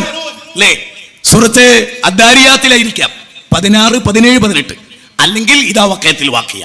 ചെറിയൊരു കൺഫ്യൂഷൻ. എന്താ പറയുന്നറിയോ? രാത്രി വളരെ കുറച്ച് ഉറങ്ങുകയുള്ളൂ ബാപ്പ. എന്താ ബാപ്പാന്റെ പണി? മക്കൾ കാണാതെ യൂട്യൂബ് തോണ്ടുക അല്ല. നമ്മളോ? മക്കൾ കാണാതെ യൂട്യൂബ് തോണ്ടുക. ഉമ്മയോ മക്കൾ കാണാതെ, മക്കളോ അതെ, മേലെ ഇരുന്നിട്ട് മക്കളും താഴെ ഇരുന്നിട്ട് ബാപ്പയും. മോള് താഴോട്ടും വരില്ല, ബാപ്പ മേലോട്ടും കയറില്ല. കാരണം രണ്ടാക്കും അറിയാം, ഓളതാ കണ്ട് ബാപ്പതാ കണ്ട്, അങ്ങോട്ട് പോകില്ല ഇങ്ങോട്ടും പോകില്ല. ശരിയല്ലേ പറഞ്ഞോ? മനസ്സാക്ഷി ഉണ്ടെങ്കിൽ പറഞ്ഞോ, സ്വയം നന്നാകാൻ തയ്യാറുണ്ടെങ്കിൽ പറഞ്ഞോ. അതുകൊണ്ടാണ് ഞാൻ പറയുന്നത്, കുല്ലു മൗലൂദിൻ യൂലദു അലൽ ഫിത്ര. എന്നിട്ട് റസൂൽ എന്താ പറഞ്ഞ്? എല്ലാ കുട്ടിയും പരിശുദ്ധനായിട്ടാണ് ജനിക്കുന്നത്. പിന്നെ ഓനെ കേടെത്തുന്നത് നാട്ടുകാരാണ് എന്നല്ല ആദ്യം പറഞ്ഞത്, കൂട്ടുകാരാണ് എന്നല്ല ആദ്യം പറഞ്ഞത്, ഓനെപ്പെട്ട ഉമ്മ, ഓനെപ്പെട്ട അമ്മ. റസൂലാ പറയുന്നത്, നബി വെറുതെ പറയില്ല. ഇപ്പൊ എല്ലാവരും പറയും എന്റെ കുട്ടി അങ്ങനെ ആയിപ്പോയതിൽ എനിക്ക് അത്ഭുതമുണ്ട്. ഇല്ല, നീ കാരണമാണ്. അപ്പം പറയും ഞാൻ 5 നേരം നിസ്കരിക്കുന്നുണ്ട് ഉസ്താദേ, ഞാൻ എല്ലാ ക്ലാസ്സിലും പോകുന്നുണ്ട്. അതെന്നാടോ കുഴപ്പോ? 5 നേരം നിസ്കരിച്ചിട്ടേ ഉള്ളൂ. 5 നേരം നിസ്കരിക്കുമ്പോൾ പറഞ്ഞ കാര്യം മോന്റെ ജീവിതത്തിൽ ഉണ്ടാകണം. അത് നീ ശ്രദ്ധിച്ചില്ല. നീ നിസ്കരിച്ചിരുന്നു, നീ ഹജ്ജിന് പോയിരുന്നു. ഹജ്ജിന്റെ ആത്മാവ് എന്താന്ന് മകനെ പഠിപ്പിച്ചിട്ടില്ല. അതിന് നിനക്ക് നേരല്ല. നിന്റെ മകൻ ഉറങ്ങിക്കഴിഞ്ഞിട്ടാ നീ എത്തുന്നത്. നിന്റെ മകൻ ഉണരുന്നതിന് മുമ്പ് നീ എണീച്ചു പോയി. കൊല്ലങ്ങളോളം അങ്ങനെയാ. ബാപ്പാനോട് പൈസ വാങ്ങിത്തരും ഉമ്മ എന്ന് പറയും. ഉമ്മ പൈസ കൊടുക്കും, പക്ഷെ ആ പൈസ നന്നതിന്റെ അധ്വാനം ബാപ്പാക്ക് എത്ര ഉണ്ട് മകൻ ചിന്തിച്ചിട്ടേ ഇല്ല. അബൂ ഹുറൈറയുടെ പ്രത്യേകത എന്താ? അദ്ദേഹം രാത്രി ഇങ്ങനെ നിസ്കരിക്കും. തഹജ്ജുദിന്റെ അവസാനം കഴിഞ്ഞിട്ട് വിത്ർ നിസ്കരിക്കുന്നതിന് മുമ്പ് ഭാര്യനെ പിടിക്കും. ഭാര്യ ഒന്നെടുത്ത് നിസ്കരിക്കും. ഭാര്യ നിസ്കരിച്ച് അവസാനിക്കുമ്പോൾ മോളെ പിടിക്കും. എന്തൊരു വീടല്ലേ അത്! അങ്ങനെ മോളെ വിളിച്ചോടത്തി എത്ര ഉമ്മ ഇവിടെ ഉണ്ട്? മോള് പ്രേമിച്ചതും, മോള് കഞ്ചാവ് അടിച്ചതും, മോള് കേടുവന്നതും, മോള് വിവാഹത്തിന് മുമ്പ് ഗർഭിണിയായതും ഓളെ തഹജ്ജുദ് നിസ്കരിപ്പിക്കാൻ ഉമ്മ മറന്നു. കാരണം ഉമ്മ നിസ്കരിച്ചിരുന്നില്ല.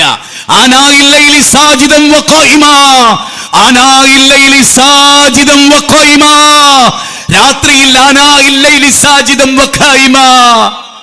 39 അധ്യായം 9-10 ഉണ്ടായോ? ചിന്തിക്കാനാ പറയുന്നത്. എന്നിട്ട് മക്കളെ മടിയിലിരുത്തുക. ലുക്മാനുൽ ഹക്കീം മോനെ തൊട്ടടുത്തിരുത്തി. എന്നിട്ട് കേട്ടോ ആ ഉപദേശം മൊത്തത്തിലൊന്ന് കേട്ടോ. യാ ബുനയ്യ, എന്റെ പൊന്നുമോനെ, ഇന്ന ശിർക ലദുൽമുൻ അദീം, മോനെ ശിർക്ക് ചെയ്യരുത് കേട്ടോ മോനെ. ശിർക്ക് എന്ന് പറഞ്ഞാൽ ബഹുദൈവത്വം, അല്ലാഹുവിൽ പങ്കുചേർക്കൽ. അല്ലാഹു കാണുന്ന പോലെ ജീലാനി കാണുന്നു വിശ്വസിക്കുക. അല്ലാഹു കേൾക്കുന്ന പോലെ സിയമടൂര് കേൾക്കുമെന്ന് വിശ്വസിക്കുക. അല്ലാഹു ഭൗതിക അഭൗതികമായി സഹായിക്കുന്ന പോലെ അതിന് സഹായിക്കാൻ കഴിവുണ്ടെന്ന് വിശ്വസിക്കുക. കാര്യകാരണ ബന്ധത്തിന് അതീതമായി അഭൗതികമായി മലക്കോ ജിന്നോ സഹായിക്കുമെന്ന് വിശ്വസിക്കുക. അതാണ് ശിർക്ക് മോനെ. അത് വലിയ പാപമാണ്. അല്ലാഹു ഒരിക്കലും പൊറുക്കാത്ത പാപമാണ്. 13-ാം അധ്യായം 31-ാം അധ്യായം 13-ാമത്തെ വചനം. അല്ലദീന ആമനു വലം യൽബിസു ഈമാനഹും ബിളുൽമിൻ ഉലൈക ലഹുമുൽ അംൻ. ഈമാനിൽ ദുൽമ കലരരുത്. ഇന്ന ശിർക ലദുൽമുൻ അദീം. 6-ാം അധ്യായം 82, 31-ാം അധ്യായം 13. വിശദീകരണം കേട്ടോ. രണ്ടാമത്തേത് മോനെ, പ്രയാസത്തിന്മേൽ പ്രയാസം സഹിച്ച് നിന്റെ ഉമ്മ നിന്നെ ഗർഭം ചുമന്നിട്ടുണ്ട് മോനെ. വഖദാ റബ്ബുക അല്ലാ തഅബുദു ഇല്ലാ ഇയ്യാ വബിൽ വാലിദൈനി ഇഹ്സാനാ ഇമ്മ യബ്ലുവന്ന ഇൻദകൽ കിബ്റ അഹദുഹുമാ ഔ കിലാഹുമാ ഫലാ തഖുൽ ലഹുമാ ഉഫിൻ വലാ തൻഹറുഹുമാ വഖുൽ ലഹുമാ ഖൗലൻ കരീമാ വഹ്ഫിദ് ലഹുമാ. ചെറുപ്പത്തിൽ തന്നെ പഠിപ്പിക്കണം. ഞാൻ കഴിഞ്ഞ ദിവസം ഈരാറ്റുപേട്ടയിലെ ഫാമിലി കോൺഫറൻസിന് പോയി. ഒരു മാസം മുമ്പ് എൻ്റെ മോൻ അബ്ദുള്ള എന്നോട് പറഞ്ഞു, 7 വയസ്സ്. എൻ്റെ മോൻ പറഞ്ഞു, ഉപ്പച്ചി എന്നെ കൊണ്ടുപോവോ? ഞാനും വരട്ടെ, എനിക്ക് ഇപ്പം എൻ്റെ കൂടെ ഇരിക്കാലോ. അങ്ങനെ ഞാൻ ടിക്കറ്റ് ബുക്ക് ചെയ്തു. ആ ദിവസം ഞങ്ങൾ ട്രെയിൻ ടിക്കറ്റ് ക്യാൻസൽ ചെയ്തു. കാരണം കുറച്ചുകൂടെ നേരത്തെ എത്തണം എന്ന് സംഘാടകർ പറഞ്ഞു. അങ്ങനെ ഞങ്ങൾ ഒരു കാർ എടുത്ത് അടിച്ചു വിട്ടു പോവുകയാണ്. അപ്പൊ ലൊഹറിനെ അസറിലേക്ക് കൊണ്ടുപോവുകയാണ്. വല്ലാഹി സുഹൃത്തുക്കളെ, എനിക്ക് ഇത്രമേൽ രോമാഞ്ചം ഉണ്ടായ ഒരു രംഗം വേറല്ല. എന്റെ മോൻ ഇങ്ങനെ പറഞ്ഞുകൊണ്ടേയിരുന്നു, നിസ്കരിച്ചിട്ടില്ലട്ടോ ബാപ്പി, നിസ്കരിച്ചിട്ടില്ലട്ടോ. വല്ലാഹി എന്റെ മോൻ ഇത് കേൾക്കുന്നില്ല. സുഹൃത്തുക്കളെ, ഇതെങ്ങനെ ഉണ്ടായി? പള്ളി ഇബ്രാഹിം നബി പറയാൻ, ഇന്ദ ബൈത്തിക്കൽ മുഹറം, പള്ളിയുടെ അടുത്ത് ഞാൻ വീടുണ്ടാക്കി. ആദ്യം വീടുണ്ടാക്കി, പള്ളി ഉണ്ടാക്കി, പിന്നെ പള്ളി ഉണ്ടാക്കി, വീടുണ്ടാക്കി. അങ്ങനെ മക്കളെ ഇന്ദ ബൈത്തിക്കൽ മുഹറം, പള്ളിയുടെ അടുത്ത് ഞാൻ താമസിപ്പിച്ചു. നിസ്കരിക്കാൻ കൈവിരൽ പിടിച്ചു കൂട്ടിക്കൊണ്ടുപോയി. ഇപ്പോൾ എന്റെ മകൻ എന്നോട് പറയാണ്, ബാപ്പി ബാങ്ക് കൊടുത്തിട്ടോ, ബാപ്പി നിസ്കരിച്ചിട്ടോ. എന്റെ മോൻ ബിലാല് ചെറുപ്പത്തിൽ എന്നോട് ഇങ്ങനെ പറയുമായിരുന്നു, ബാപ്പി ആങ്കുത്ത് ആങ്കുത്ത് ആങ്കുത്ത് എന്ന് പറഞ്ഞാൽ ബാങ്ക് കൊടുത്തെന്ന് പറയുന്നത്. ആങ്കുത്ത് ആങ്കുത്ത് ഇത് പറയുന്ന മക്കളുണ്ടോ? അങ്ങനെ ബാപ്പാനെ നിസ്കരിപ്പിക്കാൻ പറയുന്ന മക്കളുണ്ടോ? പേടിക്കണ്ട, എങ്കിൽ പേടിക്കണ്ട. ഞാൻ ചോദിക്കുക നിങ്ങളോട്, അവിടെയാണ് ബാപ്പാനെ ചേ ഉമ്മാനെ ചേ. കല്ലാച്ചിയിലെ അമീദ് ഉമ്മാനെ അമ്മിക്കുട്ടി കൊണ്ട് അടിച്ചു കൊന്നു. ഉമ്മാന്റെ കഴുത്തറുത്ത് മടാള് കൊണ്ട് കൊന്നു. താമരശ്ശേരി കഴിഞ്ഞ ആഴ്ച. കഞ്ചാവായിരുന്നു കാരണം. ആ കുട്ടിക്കുള്ള മഹർ വരെ ആ ഉമ്മ വാങ്ങി വെച്ചിരുന്നു.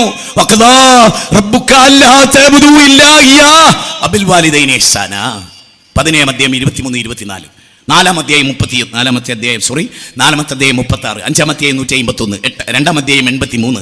ഇതിലൊക്കെ പറയുന്നത് മാതാപിതാക്കളെന്നാണ്. ലുക്മാനുൽ ഹക്കീം പഠിപ്പിച്ചെടുത്തു, മോനെ ബാപ്പയും ഇങ്ങനെയാണ്, മോശമായ വാക്ക് പറയരുത്, ചേ എന്ന് പോലും ഉപ്പാനോടും ഉമ്മാനോടും പറയും എന്നത്.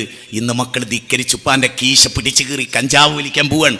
ഉപ്പാനെ അടിച്ച് തള്ളിയിട്ട് ഒരു അധ്യാപകനോട് കുട്ടി പറയുന്ന ക്ലിപ്പ് നിങ്ങളൊക്കെ കേട്ടിട്ടുണ്ടാവും. മൊബൈൽ എടുത്ത് വെച്ചേന്, പുറത്ത് കിട്ടിയ നിന്നെ ഞാൻ കൊല്ലും. 9ാം ക്ലാസ് വിദ്യാർത്ഥിയാണ്. ഫോണിനടിമയാണ്, ഫോൺ സൈറ്റിനടിമയാണ്.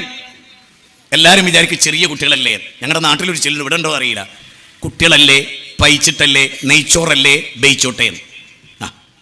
ഇന്ന് നമ്മളല്ല, കുട്ടികളല്ലേ ആണ്. അതുകൊണ്ടാവല്ലേ നന്നാക്കണം പറയുന്നത്. ഞാൻ ഒരു ചോദ്യം ചോദിച്ചോട്ടെ. നബി സല്ലല്ലാഹു അലൈഹി വസല്ലമയുടെ പേരക്കുട്ടി പരിഹാരാട്ടോ പറയുന്നത്. നബി സല്ലല്ലാഹു അലൈഹി വസല്ലമയുടെ പേരക്കുട്ടി പൊതുമുതലിൽ നിന്ന് കാരക്കെടുത്ത് തിന്നുക എന്നുള്ളത് പാപാണോ? അല്ല. പക്ഷെ കാരൊക്കെ എടുക്കുമ്പോൾ അതെല്ലാകണം, അത് ഹലാലാകണം. ഇത് ഈ കുട്ടിക്ക് ഹലാലല്ല. എന്നാ തൊയ്യമാണോ? ആണ്. കാരണം എല്ലാവർക്കും തിന്നാനുള്ള തന്നെയാണത്. പക്ഷെ കുട്ടിക്ക് തിന്നാൻ പറ്റില്ല. അതുകൊണ്ട് റസൂൽ പറഞ്ഞു, മോനെ നബി കുടുംബത്തിന് ഈ കാരൊക്കെ പറ്റില്ല, തുപ്പ് മോനെ പറഞ്ഞു. ആരോട്? നബി ചങ്കിലെ ചോരയായി കൊണ്ടിടുന്ന ഫാത്തിമന്റെ മോനോടാ പറയുന്നത്, മോനെ തുപ്പിക്കളാ. ചരിത്രം എന്താ പിന്നെ രേഖപ്പെടുത്തുന്ന അറിയോ? ജീവിതത്തിൽ പിന്നീട് ഇങ്ങനെയുള്ളൊരു കാരക്ക ആ ചെറിയ കുട്ടി ജീവിതത്തിൽ എടുത്തില്ല. ഞാൻ ചോദിക്കുന്നു, ചെറിയ കുട്ടികൾ നമ്മുടെ മക്കളൊക്കെ ഉണ്ടല്ലോ, ഞാൻ എൻ്റെ വീട്ടിൽ എൻ്റെ ഭാര്യനോട് പറയും, എടീ മക്കൾ ഭക്ഷണം കഴിക്കുമ്പോൾ കൈ ഏതാ കൊണ്ടുവരുന്നതെന്ന് ആദ്യം നോക്കുക. ഇപ്പം ചെറിയ മോനുണ്ട്, ഉമറുണ്ട്, ഇസ്ഹാഖ് ഉണ്ട്, ഒരു കൈ ഇങ്ങനെ ഇടത്തെ കൈ ഇങ്ങനെ കൊണ്ടുവരികയാണെങ്കിൽ ഒരു നോട്ടം, തറപ്പിച്ചൊരു നോട്ടം അവൻ്റെ മുഖത്തേക്ക്. എന്നിട്ട് ഇങ്ങനെ ചോദിക്കും, ഞാനൊരു പാട്ട് രൂപത്തിലാ ചോദിക്കുക, ഏത് കയ്യോണ്ടാ ഉമറേ ഏത് കയ്യോണ്ടാ. അപ്പോൾ അവൻ്റെ കയ്യിലേക്ക് നോക്കും. അപ്പോൾ ഏത് കയ്യോണ്ടാ ഉമറേ എന്നൊന്ന് കടുപ്പിച്ചായിട്ട് ചോദിച്ചാൽ അവൻ ആ കൈ ഇങ്ങനെ വലിക്കുന്നത് കാണാം. പിന്നെ അവന് കൈ ഇങ്ങനെ മാഷാ അല്ലാ ബാറക്കല്ലാ എന്ന് ഞാനിങ്ങനെ ചിരിക്കുമ്പോൾ ഓൻ ഈ കൈ എന്നെ കൊണ്ടുവരും. ഒരു 10 വട്ടങ്ങൾ അങ്ങനെ ചെയ്തു നോക്കി നിങ്ങളെ മോനെ. റസൂലുള്ളാഹി സ്വല്ലല്ലാഹി അലൈഹി വസല്ലം പേരക്കുട്ടി അവിടുന്ന് ഇവിടുന്ന് ഭക്ഷണം കഴിച്ചപ്പോൾ ഒറ്റപ്പിടുത്തം, മോനെ നിന്റെ ഭാഗത്ത് നിന്ന് തിന്ന് ബിസ്മി ചൊല്ല്. എന്നിട്ട് ആ കുട്ടിയിലുണ്ടായ മാറ്റം എന്തറിയോ? പിന്നീട് വ്യത്യസ്ത ഭക്ഷണം കൊണ്ടുവച്ചപ്പോൾ അവൻ അതൊന്നും എടുത്തില്ല. അവന്റെ ഭാഗത്തുള്ള മാറ്റം എടുത്തപ്പോൾ റസൂൽ പറഞ്ഞു, മോനെ ഫ്രൂട്ടൊക്കെ വ്യത്യസ്തമാകുമ്പോൾ എല്ലാം എടുക്കുക, പക്ഷെ ഒരേ ഭക്ഷണം ആകുമ്പോൾ നീ എല്ലാ ഭാഗത്തുനിന്നും കൈയിട്ട് തിന്നാൽ അത് ബാക്കിയുള്ളവർക്ക് തിന്നാൻ പറ്റൂല. കണ്ടോ, കറക്റ്റ് റൂട്ട് പഠിപ്പിച്ചു കൊടുക്കാൻ. നമ്മളോ കുട്ടിയല്ലേ, എന്തോ ആയിക്കോട്ടെ എന്നാണ് അല്ലേ. ഇനി നിങ്ങൾ നോക്ക്, അബൂ ദുജാന റളിയല്ലാഹു തആല അൻഹു, അദ്ദേഹം സുബൈ നിസ്കരിച്ചിട്ട് പെട്ടെന്ന് ദിക്റൊക്കെ ചെല്ലാതെ പോകും. ഞാൻ ഇവിടെ ഇരിക്കുന്ന ഒരു ഹൃദയത്തിലേക്കാണ് ഇതിട്ടിരുന്നത് കേട്ടോ, തേൻതുള്ളി പോലെ. അബൂ ദുജാന സുബൈ നിസ്കാരം കഴിഞ്ഞിട്ട് പെട്ടെന്ന് പോകും. കുറേ ദിവസം തുടർച്ചയായിട്ട് പോയപ്പോൾ ബാക്കിയുള്ള ആളുകൾ പിടിച്ചു വെച്ചിട്ട് ചോദിച്ചു, അബൂ ദുജാന ഒരു ദിക്ർ പോലും ഇല്ലാതെ കാട്ടി പ്രസവിച്ച പോലെ നിങ്ങൾ എങ്ങോട്ടാ പോണത് പെട്ടെന്ന്, എന്തൊരു മനുഷ്യനങ്ങള് എന്ന് ചോദിച്ചപ്പോൾ അബൂ ദുജാന പറയും, എനിക്ക് വിഷമമുണ്ട് പറയാൻ, എങ്കിലും പറയാതിരിക്കാൻ വയ്യ. എൻ്റെ വീടിൻ്റെ അയൽപ്പക്കത്ത്, ഇപ്പം നമ്മുടെ വീടിൻ്റെ അയൽവാസി മാധവേട്ടൻ, അദ്ദേഹത്തിന് ഈത്തപ്പനം നിറയെ ഈത്തപ്പഴ, അത് എൻ്റെ മുറ്റത്തേക്കാണ്, ബഷീറിന്റെ മുറ്റത്തേക്കാണ്, അബൂ ദുജാനയുടെ മുറ്റത്തേക്കാണ്. അപ്പം ഞാൻ കുറച്ച് വൈകി പള്ളിയിൽ നിന്ന് ദിക്റൊക്കെ കഴിഞ്ഞ് ചെല്ലുമ്പോഴേക്ക് എൻ്റെ കുട്ടികൾ എണീക്കും. കാലത്തന്നെ എണീക്കുന്ന സ്വഭാവം അവരിലുണ്ട്.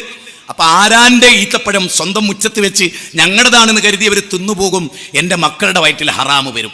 അതിനെൻ്റെ ചോദ്യം, ഇങ്ങനെ കുട്ടികളിൽ ഹറാമ് വരുന്നത് സൂക്ഷിച്ച എത്ര വാപ്പാർ ഇവിടെ ഉണ്ട്? സ്വന്തത്തോട് ചോദിക്ക്, വേണ്ട, ഇവിടെ ഇരിക്കുന്ന സ്ത്രീകളോടൊരു ചരിത്രം പറയാം. സ്വഹാബികള് സുബൈസ്കാരം കഴിഞ്ഞ് ജോലിക്ക് പോകുമല്ലോ മാർക്കറ്റിലേക്ക്. അപ്പൊ സ്ത്രീകള് ഉമ്മറപ്പടിയിൽ വന്നു നിൽക്കും. എന്നിട്ട് എന്താ പറയാറിയോ? ഇയ്യാക വഖസ്ബൽ ഹറാം, ഹറാമാണ് കേട്ടോ, ഹറാമ് കൊണ്ടുവരരുത്. നിങ്ങൾ മാർക്കറ്റിൽ പോയിട്ട് ഞങ്ങൾക്ക് തിന്നാൻ തരുന്നത് എന്താണെന്ന് ഞങ്ങൾക്ക് അറിയില്ല. നിങ്ങൾ മട്ടൻ കൊണ്ടുവരുന്നുണ്ട്, ചിക്കൻ കൊണ്ടുവരുന്നുണ്ട്, അയക്കോറ കൊണ്ടുവരുന്നുണ്ട്, മുന്തിരി കൊണ്ടുവരുന്നുണ്ട്, ആപ്പിൾ കൊണ്ടുവരുന്നുണ്ട്, എല്ലാം കൊണ്ടുവരുന്നുണ്ട്. ഞാൻ ഇവിടെ ഇരിക്കുന്നൊരു ചോദിക്കുക, ജീവിതത്തിൽ എപ്പോഴെങ്കിലും ബാപ്പ, സഹോദരൻ, മകൻ, ഭർത്താവ് ഇവർ കൊണ്ടുവരുന്ന ഹലാലാന്ന് ചോദിച്ച് തിന്നുന്ന എത്ര സ്ത്രീകൾ ഇവിടെ ഉണ്ട്? നിങ്ങൾ അങ്ങനെ ഒന്ന് ജീവിച്ചു നോക്കി, നിങ്ങളെ മകൻ കഞ്ചാവ് അടിക്കൂല, ഉറപ്പ്. നിങ്ങളെ മകൻ ഒരു തെറ്റും ചെയ്യില്ല. റസൂൽ എന്താ പറയുന്നത്? ബാപ്പയുമ്മേ. ഇനി ഞാനൊരു ഉദാഹരണം പറയാം.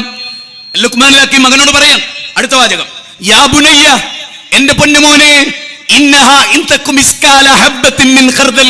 വല്ലാത്തൊരു പ്രയോഗം. മോനെ, ഒരു അണുമണി തൂക്കമുള്ള കാര്യം, ഒരു നുള്ളു വലുപ്പത്തിലെ കഞ്ചാവ് ബാഗിൽ ഒളിപ്പിച്ചു വെക്കുക. മോനെ, മൊബൈലിൽ ഒരു പെണ്ണുമായുള്ള ബന്ധം, അവിഹിത ബന്ധം ഒളിപ്പിച്ചു വെക്കുക, അതിന് പ്രത്യേക ലോക്കാക്കുക. ബാപ്പാക്ക് ഇതൊന്നും അറിയില്ല. പക്ഷെ മോനെ, അല്ല നിന്നെ കാണുന്നുണ്ട് മോനെ.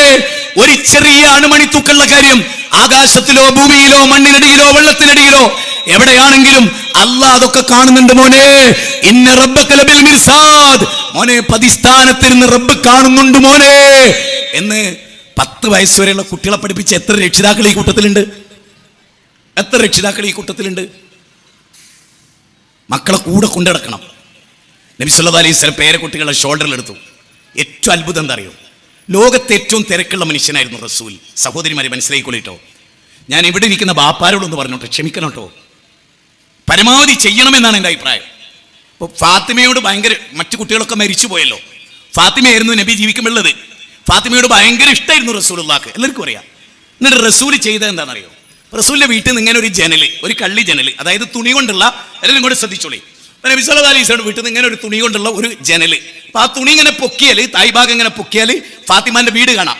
ഫാത്തിമാന്റെ വീട്ടിലും ഇതുപോലെ ഒരു ടവല് കൊണ്ട് ഒരു ജനല്, രണ്ടുപേരും പരസ്പരം കാണുന്ന രൂപത്തിലാണ് ജനല്. അപ്പൊ ആ തുണി അങ്ങോട്ട് കർട്ടനായിട്ട് പൊക്കിയാൽ ഫാത്തിമാക്ക് പാനെ കാണാം, ഉപ്പാക്ക് ഫാത്തിമനെയും കാണാം. ഇടക്കിടക്ക് ഫാത്തിമ എന്തായിരിക്കും ചെയ്യുന്നത് എന്ന് നബി ഇങ്ങനെ ചിന്തിക്കും.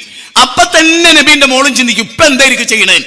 അപ്പൊ ഫാത്തിമ കർട്ടൻ ഇങ്ങനെ പൊക്കുമ്പോ അതേ സമയത്തുണ്ടാവും റസൂലും. ആ മനസ്സിന്റെ ഒരു സ്നേഹവും ബന്ധവും നോക്ക്. ഇങ്ങനെ മക്കളെ സ്നേഹിച്ച് എത്ര വാപ്പാർ ഇവിടെ ഉണ്ട്. തീർന്നില്ല കേട്ടോ. അസർ നിസ്കാരം കഴിഞ്ഞാൽ വലിയൊരു ഉഷാറാ നമുക്ക്. അസറിന്റെയും മഗ്‌രിബിന്റെ ഇടയിൽ വലിയൊരു എനർജിയാ, പുറത്തു പോകാനും വരാനും. ളുഹ്ർ ടു അസർ വരെ നമ്മൾ കിടക്കും, ചിലപ്പോൾ വിശ്രമിക്കും.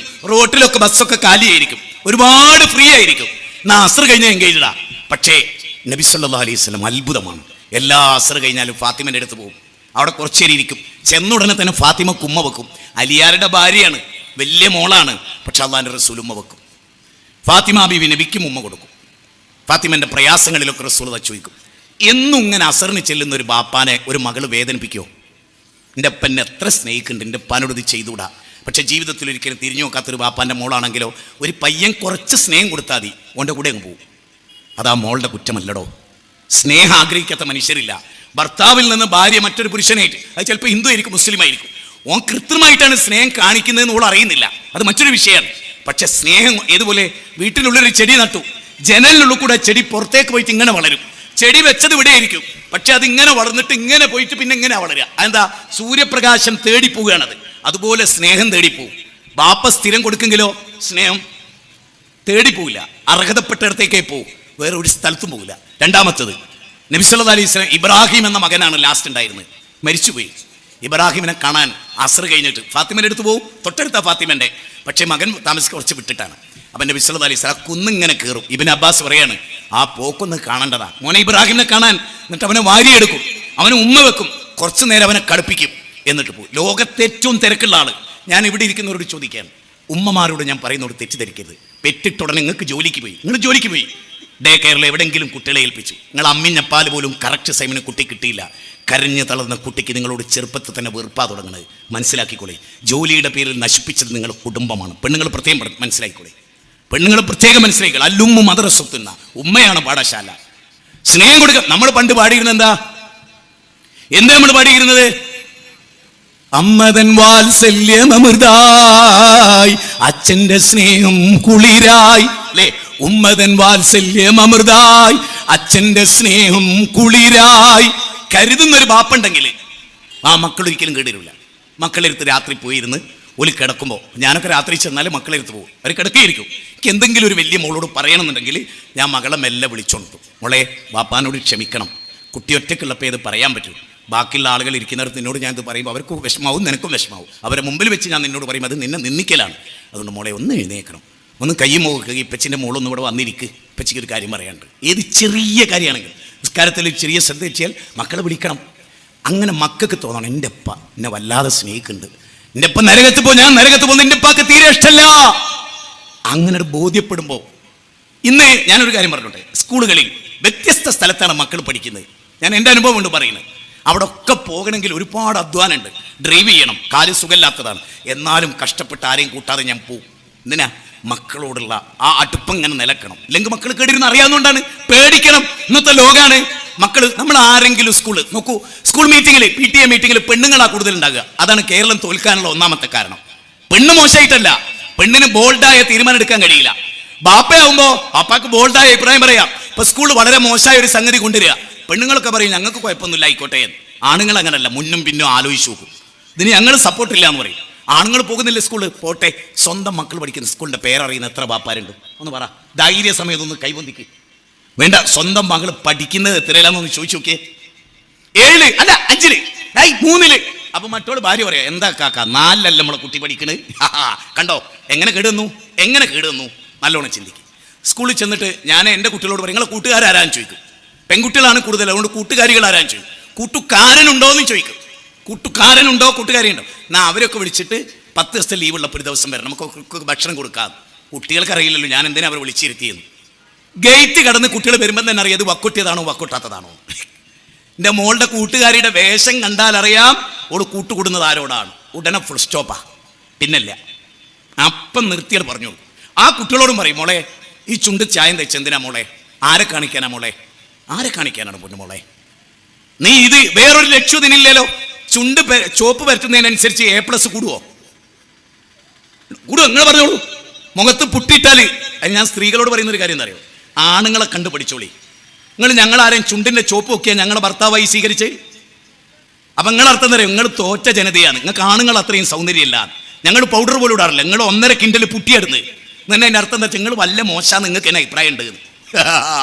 ആണുങ്ങൾക്ക് ഞങ്ങൾ വന്ന് പെണ്ണ് കാണുമ്പോൾ പുട്ടിയിട്ടിട്ടാണ് ഞങ്ങൾ വരുന്നത് അല്ല. എന്നിട്ട് നിങ്ങൾക്ക് ഞങ്ങളെ പിടിച്ചില്ലേ? നിങ്ങൾക്ക് ഞങ്ങളെ പിടിച്ചിട്ടുണ്ടെങ്കിൽ ഞങ്ങൾക്ക് നിങ്ങളെ പിടിക്കാൻ, നിങ്ങൾ ചുണ്ട് പുട്ടിയിടാൻ ഞങ്ങൾ ആഗ്രഹിച്ചിട്ടില്ല. എന്തോ ആഗ്രഹിച്ച ഏതെങ്കിലും ആണുണ്ടോ? മാത്രമല്ല അറപ്പ് തോന്നൂലേ അത്?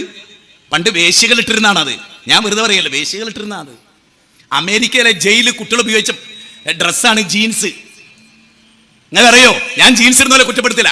നിങ്ങൾ കണ്ടിട്ടുണ്ടോ ആൺകുട്ടികളെ പാൻറ് എവിടുന്ന? ചന്തി കഴിഞ്ഞിട്ടാണ് തുടങ്ങുന്നത്. അങ്ങനെ കുട്ടികൾ പണ്ട് കാഷ്ടിച്ചിട്ട് പാമ്പേഴ്സ് തൂങ്ങിക്കൂലേ, അതുപോലെയാണ് പാൻറ് തൂങ്ങിക്കുന്നത്. അതെന്താ കാരണം? അതായത് അമേരിക്കൻ ജയിലിൽ സ്വവർഗരതിക്കാരായ ആൺകുട്ടികൾ ധരിച്ചിരുന്ന ഡ്രസ്സാണ് അത്. ഞാൻ സ്വവർഗരതിക്ക് വില്ലിങ് ആണ് എന്നുള്ളതാണ് ആ തെളിവ്. ആ ഡ്രസ്സാണ് നമ്മൾ ധരിക്കുന്നത്. മുഖത്ത് പുട്ടിടുകയും ചായം തേക്കുകയും കാലിന്റെ വിരലിൽ മോതിരിടുകയും ഒരു കാലിൽ ചരട് കെട്ടുകയും ചെയ്തിരുന്നത് വേശ്യകളാണ് ഒരു കാലത്ത്. നിങ്ങൾ പഠിച്ചു നോക്കി, ഞാൻ വെറുതെ പറയും, നിങ്ങൾ പഠിച്ചു നോക്കി. അതൊക്കെ നമ്മളെ പെൺകുട്ടികളും ചെയ്യാണ്. എന്താണ് അനുകരിക്കുന്നത് ഓർമ്മല്ല. മുടി എന്തിനാ വെച്ച്? സത്യത്തിൽ ബാർബർ ഷാപ്പുകാരനോട് ചെയ്യുന്ന ഏറ്റവും വലിയ പരാതിയല്ലത്. ഓനൊരു മുടി വെട്ടാൻ കിട്ടുന്നില്ല, കാരണം ഇപ്പൊ മുടി തന്നെ വെട്ടുന്നില്ല. സാമൂഹ്യ ദ്രോഹി അവന്, ബാർബർ ഷോപ്പർക്കെതിരെ അവന്. അതെങ്കിലും ചിന്തിച്ചിട്ട് നല്ലൊരു മുടി വെക്കാൻ കഴിഞ്ഞിട്ടില്ല. വല്ലാത്തൊരവസ്ഥയാണ്. എനിക്ക് ദയവേത് നിങ്ങളോട് പറയാനുള്ളതറിയോ? പണ്ടൊക്കെ ഒരു പാൻസിന് കാൽമുട്ടിലോ കാൽത്തുടയിലോ നരിയാണ്ടെടുത്തോ കീറലുണ്ടതിൻ്റെ അർത്ഥം എന്താ? ഓനാ പാൻസേ ഉള്ളൂന്നാ. അത് ഇട്ടിട്ടിട്ടിട്ടിട്ട് കേടുവന്നു ഏതാണ്. നേരെ മറിച്ച് ഇന്ന് 300 കീറലാ. ടെക്സ്റ്റൈൽസ് കയറിയിട്ട് ചോദിക്കും, പൂർണ്ണതല്ലാത്ത അപൂർണമായ കീറിയ പാൻറ് ഉണ്ടോന്നാ ചോദ്യം. എനിക്കൊരു പേടിയേ ഉള്ളൂ. ഒരു 5 കൊല്ലം കഴിഞ്ഞാൽ മുന്നും പിന്നും തീരെ അല്ലാത്ത ഇട്ടുകളോ എന്ന് പേടിക്കണം. മുന്നിലില്ല. ഞാൻ ചോദിക്കാം, ഈ സാധനം എന്തിനിടുന്നത്? നിങ്ങൾക്ക് തുണി കഴിച്ചിട്ടെങ്കിൽ നടന്നൂടെ? പക്ഷെ ഒരു കാര്യം ഓർത്തോളി, തുണി കഴിച്ചിട്ട് നടക്കുന്ന സ്റ്റെപ്പിലേക്കുള്ള പോക്കാത് നല്ലോണം മനസ്സിലാക്കണം. മാന്യമായൊരു ഡ്രസ്സ് ഇട്ടൂടെ, അന്തസ്സായ ഒരു ഡ്രസ്സ്, മുടിയൊക്കെ വാർന്ന് വെച്ച് താടിയൊക്കെ നല്ല മിനുക്കി മനോഹരമായി ജീവിക്കുന്ന ഒരു ജീവിതത്തെക്കുറിച്ച് ചിന്തിച്ചൂടെ? എങ്ങനെ കുട്ടികളെ പോയി നിൽക്കാതിരിക്കും? ഇനി ഞാൻ പറയുന്ന പോയിന്റ് നിങ്ങൾ ചിന്തിക്ക്. കൂട്ടുകെട്ട് എന്താണ്? നമ്മുടെ മകളുടെ കൂട്ടുകാരി ആരാ നിങ്ങൾ പഠിച്ചിട്ടുണ്ടോ? ബാംഗ്ലൂർ മോള് പഠിക്കണം, ഞാനെതിരൊന്നുമില്ല. പക്ഷെ ബാംഗ്ലൂർ മോളെ ബെഞ്ചുമിൽ കിടക്കുന്നത് അപ്പുറത്തെ ചെക്കനാണെങ്കിൽ അത് ഇനി പണ്ടൊക്കെ പറയൽ എന്തറിയോ, ഒരു പെണ്ണ് ആണിനോട് മിണ്ടിയാലാ കുഴപ്പം. എനിക്ക് ഏറ്റവും പേടി ഒരു പെണ്ണിനെ കൂടുതൽ സ്നേഹിച്ചു തുടങ്ങിയാൽ ഇപ്പം എനിക്ക് പേടിയാ. ഞാൻ പറയുന്നു, ആണുങ്ങൾ കാണിക്കുന്നതിനേക്കാൾ വൃത്തികെട്ട ലൈംഗികത പെണ്ണിനെയായി മാറിയ ഒരു ലോകത്ത് നമ്മൾ ജീവിക്കുന്നത്. സംശയം ഉണ്ടെങ്കിൽ കാരണം പെണ്ണിനൊരു നിശ്ചിത പ്രായമാകുന്നവരെ ലെസ്ബിയൻ ആകാൻ കഴിയും, പുരുഷനതിന് കഴിയില്ല. ഞാനിതൊക്കെ പറയുന്നത് എന്തിനറിയോ? ഈ തോന്നിയാസങ്ങൾ ലോകത്ത് നടക്കുന്നു. ദീനില്ലാതെ ഒരു മനുഷ്യന് രക്ഷ ഉണ്ടാവും നിങ്ങൾ വിചാരിക്കണ്ടോ? ആരാ കൂട്ടുകെട്ട്? ആദില നൂറ. എന്തായി? മനുഷ്യവംശത്തോട് തന്നെ അവർ തെറ്റ് ചെയ്തു. ആദിലയും നൂറയും കല്യാണം കഴിച്ച കുട്ടി ഉണ്ടാവോ? ആദിലയും നൂറയും 100 കൊല്ലം ജീവിച്ചാലും ഒരു തമ്മിൽ ലൈംഗിക സുഖം കിട്ടുന്നല്ലാതെ ഒരു കുട്ടി ജനിച്ചിട്ട് LKG ചേർക്കാൻ പറ്റുമോ? പിന്നെ സ്കൂൾ ഉണ്ടാവുമോ? നെഹ്റുവിന്റെ അച്ഛനും ഗാന്ധിജിയുടെ അച്ഛനും കല്യാണം കഴിച്ച നെഹ്റു ഉണ്ടാവില്ല, ഗാന്ധിജി ഉണ്ടാവില്ല. മൗലാന മുഹമ്മദ് അലി ജോറും മൗലാന അബുൽ കലാം ആസാദിന്റെ ഉമ്മമാർ തമ്മിൽ കല്യാണം കഴിച്ചാൽ ഇവർ രണ്ടാളും ഉണ്ടാവുമോ? എംബാപ്പയുടെ അമ്മയും അല്ലെ അതുപോലെ റൊണാൾഡോന്റെ അമ്മയും കല്യാണം കഴിച്ച റൊണാൾഡോ ഉണ്ടാവില്ല, എംബാപ്പ ഉണ്ടാവില്ല. അസറുദ്ദീനും സച്ചിൻ ടെണ്ടുൽക്കറും ഉണ്ടാവില്ല. ആണ് പെണ്ണിനെ കല്യാണം കഴിക്കണം. അതാണ് മതം പഠിപ്പിക്കുന്നത്. യുക്തിവാദത്തിൽ ഈ ജബ്ബാർ പ്രസംഗിച്ചതാണ്. ആണിനെ കല്യാണം കഴിച്ചാൽ എന്താ കുഴപ്പം? അപ്പൊ ഞാൻ ചോദിച്ചു, അല്ലെങ്കിൽ എൻ്റെ ഒരു മോനെ കൊണ്ടാ കെട്ടിച്ച്, എൻ്റെ മോനെ ഒരു മോളെ കൊണ്ടാ കെട്ടിച്ച്, എൻ്റെ വീട്ടിൽ എന്താണ് എൻ്റെ മോളെ വേറൊരു മോളെ കൊണ്ട് കെട്ടിക്കാതിരുന്നത്? എൻ്റെ മുറ്റത്ത് 4 ട്രോഫി ഇല്ലേ, പേരക്കുട്ടികൾ 4 എണ്ണം മുറ്റത്ത് കളിക്കുക. എന്നിട്ട് ആ മൂപ്പര് വന്നിട്ട് പ്രസംഗിക്കുന്ന 2018 എന്ത് ആണിനെ കല്യാണം കഴിക്കുന്നതാണ് മോഡേൺ ഏജിൽ ചെയ്യേണ്ടത്. എങ്ങനെയുണ്ട്? നിങ്ങൾ ചിന്തിക്ക്, എന്തായിരിക്കും അവസ്ഥ എന്ന് ആലോചിക്ക്. അവിടെയാണ് കൂട്ടുകാരൻ ആരാവണം. ഇപ്പൊ നേരത്തെ ഷെരീഫ് കാരട്ട ക്ലിപ്പിന്റെ ബാക്കി നേരത്തെ ഇവിടെ ഇട്ടു, അതൊന്നുകൂടെ കേട്ടു നോക്കി നിങ്ങൾ. ആരൊക്കെയാണ് അവരുമായി സഹകരിക്കുന്നത് കേട്ടെ. ഞാൻ 1-2 കാര്യം അതുമായി പറഞ്ഞ് അവസാനിപ്പിക്കുകയും ചെയ്യും. നിങ്ങൾ ഒന്നുകൂടെ അത് കേട്ടു നോക്ക്. കസ്റ്റമർ പറഞ്ഞാല് നമ്മളെ നാട്ടിലുള്ള വലിയ വലിയ ഹോസ്പിറ്റലിലെ ഡോക്ടർമാർ വന്നിട്ടുണ്ട്, നഴ്സുമാർ വാങ്ങിയിട്ടുണ്ട്. പിന്നെ ഒരു പറയുമ്പോൾ ആങ്ങളെയും പെങ്ങളും ഒരുമിച്ച് ഒന്ന് വാങ്ങിച്ചിട്ടുണ്ട്. ഫസ്റ്റ് ആങ്ങളെ വന്ന്, പിന്നെ ഓന് ഫ്രണ്ടായി ഓരോ കഥകളൊക്കെ പറഞ്ഞു ഓൻ്റെ പെങ്ങളും ഓനും ഒരുമിച്ച് ഒന്ന് വാങ്ങിച്ചിട്ടുണ്ട്. ഹസ്ബൻഡും വൈഫും ഒരുമിച്ച് ഞാൻ അവരെ വീട്ടിൽ പോയിട്ട് എൻ്റെ കയ്യിൽ ഇതുണ്ടായാലും എവിടെ എനിക്ക് സ്വാഗതം. എന്നെ ഓരോരുത്തർ എൻ്റെ വീട്ടിൽ വന്നിട്ട് BMW ഫോർച്യൂണറിലും ഒന്ന് എടുത്തുകൊണ്ട് പോകും. കാരണം എൻ്റെ കയ്യിൽ ഇരിക്കണത് എന്താ? സ്വർണ്ണത്തിന്റെ കയ്യിലുള്ള ഡയമണ്ട് പോലെ ഇരിക്കുന്ന സാധനമാണ്. വെറുതെ കിട്ടണം, ഇതാരും വെറുതെ കിട്ടില്ല. ഇതൊരു ലേശത്തിന് കൊടുക്കണം 1500 3000. ഇതെല്ലാവരും വെറുതെ ആക്കി. അവനൊരു വീട്ടിൽ പോയിട്ട് ഞാൻ അവിടെ കൊടുത്തപ്പോൾ അവരെ ഹസ്ബൻഡും വൈഫും ഒരുമിച്ചിരുന്ന് അടിച്ചു. പിന്നെ ആങ്ങളും പെങ്ങളും അടിക്കും. പിന്നെ ഒരു വീട്ടിൽ ഉപ്പടിക്കും, മക്കളും അടിക്കും. അത് അവർ തമ്മിൽ അറിയില്ല, ഇപ്പൊ അറിയുന്നുണ്ടാവും. അതൊക്കെ അവർക്കറിയും. കാരണം ഞാൻ ഒരു കച്ചവടക്കാരനായിരുന്നു. സാധാരണ ഉപയോഗിക്കുന്ന ഒരാളാണെന്നുണ്ടെങ്കിൽ യൂസിങ് ആണെന്നുണ്ടെങ്കിൽ എനിക്കറിയില്ല ആരൊക്കെ ഉപയോഗിക്കും. പക്ഷെ ഞാൻ ഒരു കച്ചവടക്കാരനായതുകൊണ്ട് എനിക്ക് ആരൊക്കെ ഉപയോഗിക്കുന്നത്, ആരൊക്കെ സൈലന്റ് കില്ലർമാരുണ്ട്, അങ്ങനെ എങ്ങനെയൊക്കെ എനിക്കറിയാം, എല്ലാം അറിയാം. ഒരുപാട് ആൾക്കാരും ഒരുപാട് കുടുംബങ്ങൾ തെറ്റിയിട്ടുണ്ട്. എൻ്റെ ഫ്രണ്ട്സ് ഡൈവോഴ്സ് ആയിട്ടുണ്ട് ഈ കാരണം സംശയം. എൻ്റെ വൈഫ് ആരുമായിട്ട് ബന്ധമുണ്ട്, സംശയം തോന്നുന്നു. അത് ഓട്ടോമാറ്റിക്കലി ഇതൊക്കെ സംശയരോഗം കുറച്ച് കൂടുതലാണ്. സംശയം കൂടുതലാണ്. അത്രയും സംശയമാണ് ഇതിന്റെ മെയിൻ. നമ്മൾ ഫ്രണ്ട്സിനായിട്ട് സംശയം, ഫ്രണ്ട്സ് എന്തെങ്കിലും അവിടെ ഇരുന്ന് ആരെങ്കിലും ഫോൺ വിളിക്കുകയാണെങ്കിൽ നമ്മൾ കൂട്ടത്തിലിരിക്കുമ്പോൾ ആർക്കും വിളിച്ച് ഇതിനെ കുറിച്ച് എന്താ പറഞ്ഞ അവിടെ നിന്ന് എന്തെങ്കിലും പലതും നമ്മൾ ചിന്തിക്കുകയാണ്. അതാണ് ഇതിന്റെ മെയിൻ സംശയമാണ്. എന്തെല്ലാം കാര്യമാണ് ആ ചെറുപ്പക്കാരൻ പറയുന്നത് ശ്രദ്ധിച്ചോ? എന്തെല്ലാം കാര്യമാണ്. ആരാ ഡോക്ടർ, ആരാ നഴ്സ്? ആരോഗ്യത്തിന് വേണ്ടി ജീവൻ ഒഴിഞ്ഞു വെച്ചവർ. വേൾഡ് ഹെൽത്ത് ഓർഗനൈസേഷൻ അല്ലേ? ആരോഗ്യം, സുസ്ഥിരമായ ആരോഗ്യം, സാമൂഹിക ആരോഗ്യം, ലോകാടിസ്ഥാനത്തിലെ സുരക്ഷിതത്വം അത് ഉറപ്പുവരുത്തേണ്ട ഡോക്ടർ ഇതിൽ എങ്ങനെ എത്തി? മെഡിക്കൽ കോളേജിൽ MBBS പഠിക്കുന്ന കുട്ടികളാണ്, എഞ്ചിനീയറിംഗ് കോളേജിൽ പഠിക്കുന്ന കുട്ടികളാണ്, പാമ്പാടിയിൽ എഞ്ചിനീയറിംഗ് കോളേജിൽ പഠിക്കുന്ന കുട്ടികളാണ് ഏറ്റവും കൂടുതൽ കഞ്ചാവ് ഉപയോഗിക്കുന്നത്, പെത്തഡിൻ ഉപയോഗിക്കുന്നത്, സിന്തറ്റിക് ലഹരി ഉപയോഗിക്കുന്നത് എന്ന് വന്നാൽ എന്ത് സംഭവിക്കുന്നു? ഇവിടെ നഴ്സുമാര് ചെയ്യുന്നു. പണ്ടൊക്കെ എങ്ങനെയായിരുന്നു? പെങ്ങൾക്ക് ഭയങ്കര ബഹുമാനായിരുന്നു ആങ്ങളയോട്. പെങ്ങൾ എന്ന് പറഞ്ഞാൽ ജീവനായിരുന്നു ആങ്ങളയ്ക്ക്. ഒരു പെങ്ങൾ നശിക്കുന്നു, വാ നമുക്കൊന്നിച്ച് നശിക്കാമെന്ന് പറയുന്ന അവസ്ഥ കേരളത്തിൽ എങ്ങനെ സംജാതമായി? النبي سعيد الخدري رضي الله عنه سمعت رسول الله صلى الله عليه وسلم يقول من رأى منكم منكرا فليغيره بيده فإن لم يستطع فبلسانه فإن لم يستطع فبقلبه وذلك أضعف الإيمان. പെങ്ങള് കഞ്ചാവ് ഉപയോഗിക്കുന്നു എന്ന് പറഞ്ഞാൽ ഒരൊറ്റ അടി കൊടുത്തുകൊണ്ട് തീർത്തേണ്ട ആങ്ങള പെങ്ങളെ കൂട്ടിക്കൊണ്ടുപോയി 2 പേര് ഉപയോഗിക്കുക. മിംസ് ഹോസ്പിറ്റലിൽ എനിക്കറിയുന്ന ചില ഗൈനക്കോളജിസ്റ്റുകളുണ്ട്. എൻ്റെ ഭാര്യയുടെ പ്രസവമൊക്കെ നിങ്ങൾ പോകുന്ന സമയത്ത് അപ്പൊ അവർ പറയുന്ന ഏറ്റവും പ്രധാനമായ കാര്യം എന്താ അറിയോ നിങ്ങൾക്ക്? പെങ്ങളും ആങ്ങളെയും ലൈംഗിക ബന്ധത്തിൽ ഏർപ്പെട്ടിട്ട് ഇത് പെങ്ങളാണ് എന്ന് മനസ്സിലാകാതെ ആ കുട്ടിയെയുമായി ആങ്ങളെ എൻ്റെ അടുത്ത് വന്നോ. സുബ്ഹാനല്ലാഹ്, അത് പറയുമ്പോൾ ഡോക്ടർ കരയാണ്. അവർ മുജാഹിദ് ഡോക്ടറാണ്. സ്വന്തം പെങ്ങളെ ആങ്ങളെ ഗർഭിണിയാക്കി അതുമായി വന്നു. ഈ രഹസ്യങ്ങളൊന്നും പുറത്തു പോകുന്നില്ല, സ്വകാര്യങ്ങളാണ്. എങ്ങനെ പറയും? ബാപ്പയാൽ ഗർഭിണിയാക്കപ്പെട്ട ഒരു കുട്ടിയുടെ കഥ ഞാൻ കഴിഞ്ഞ ദിവസം കേട്ടു.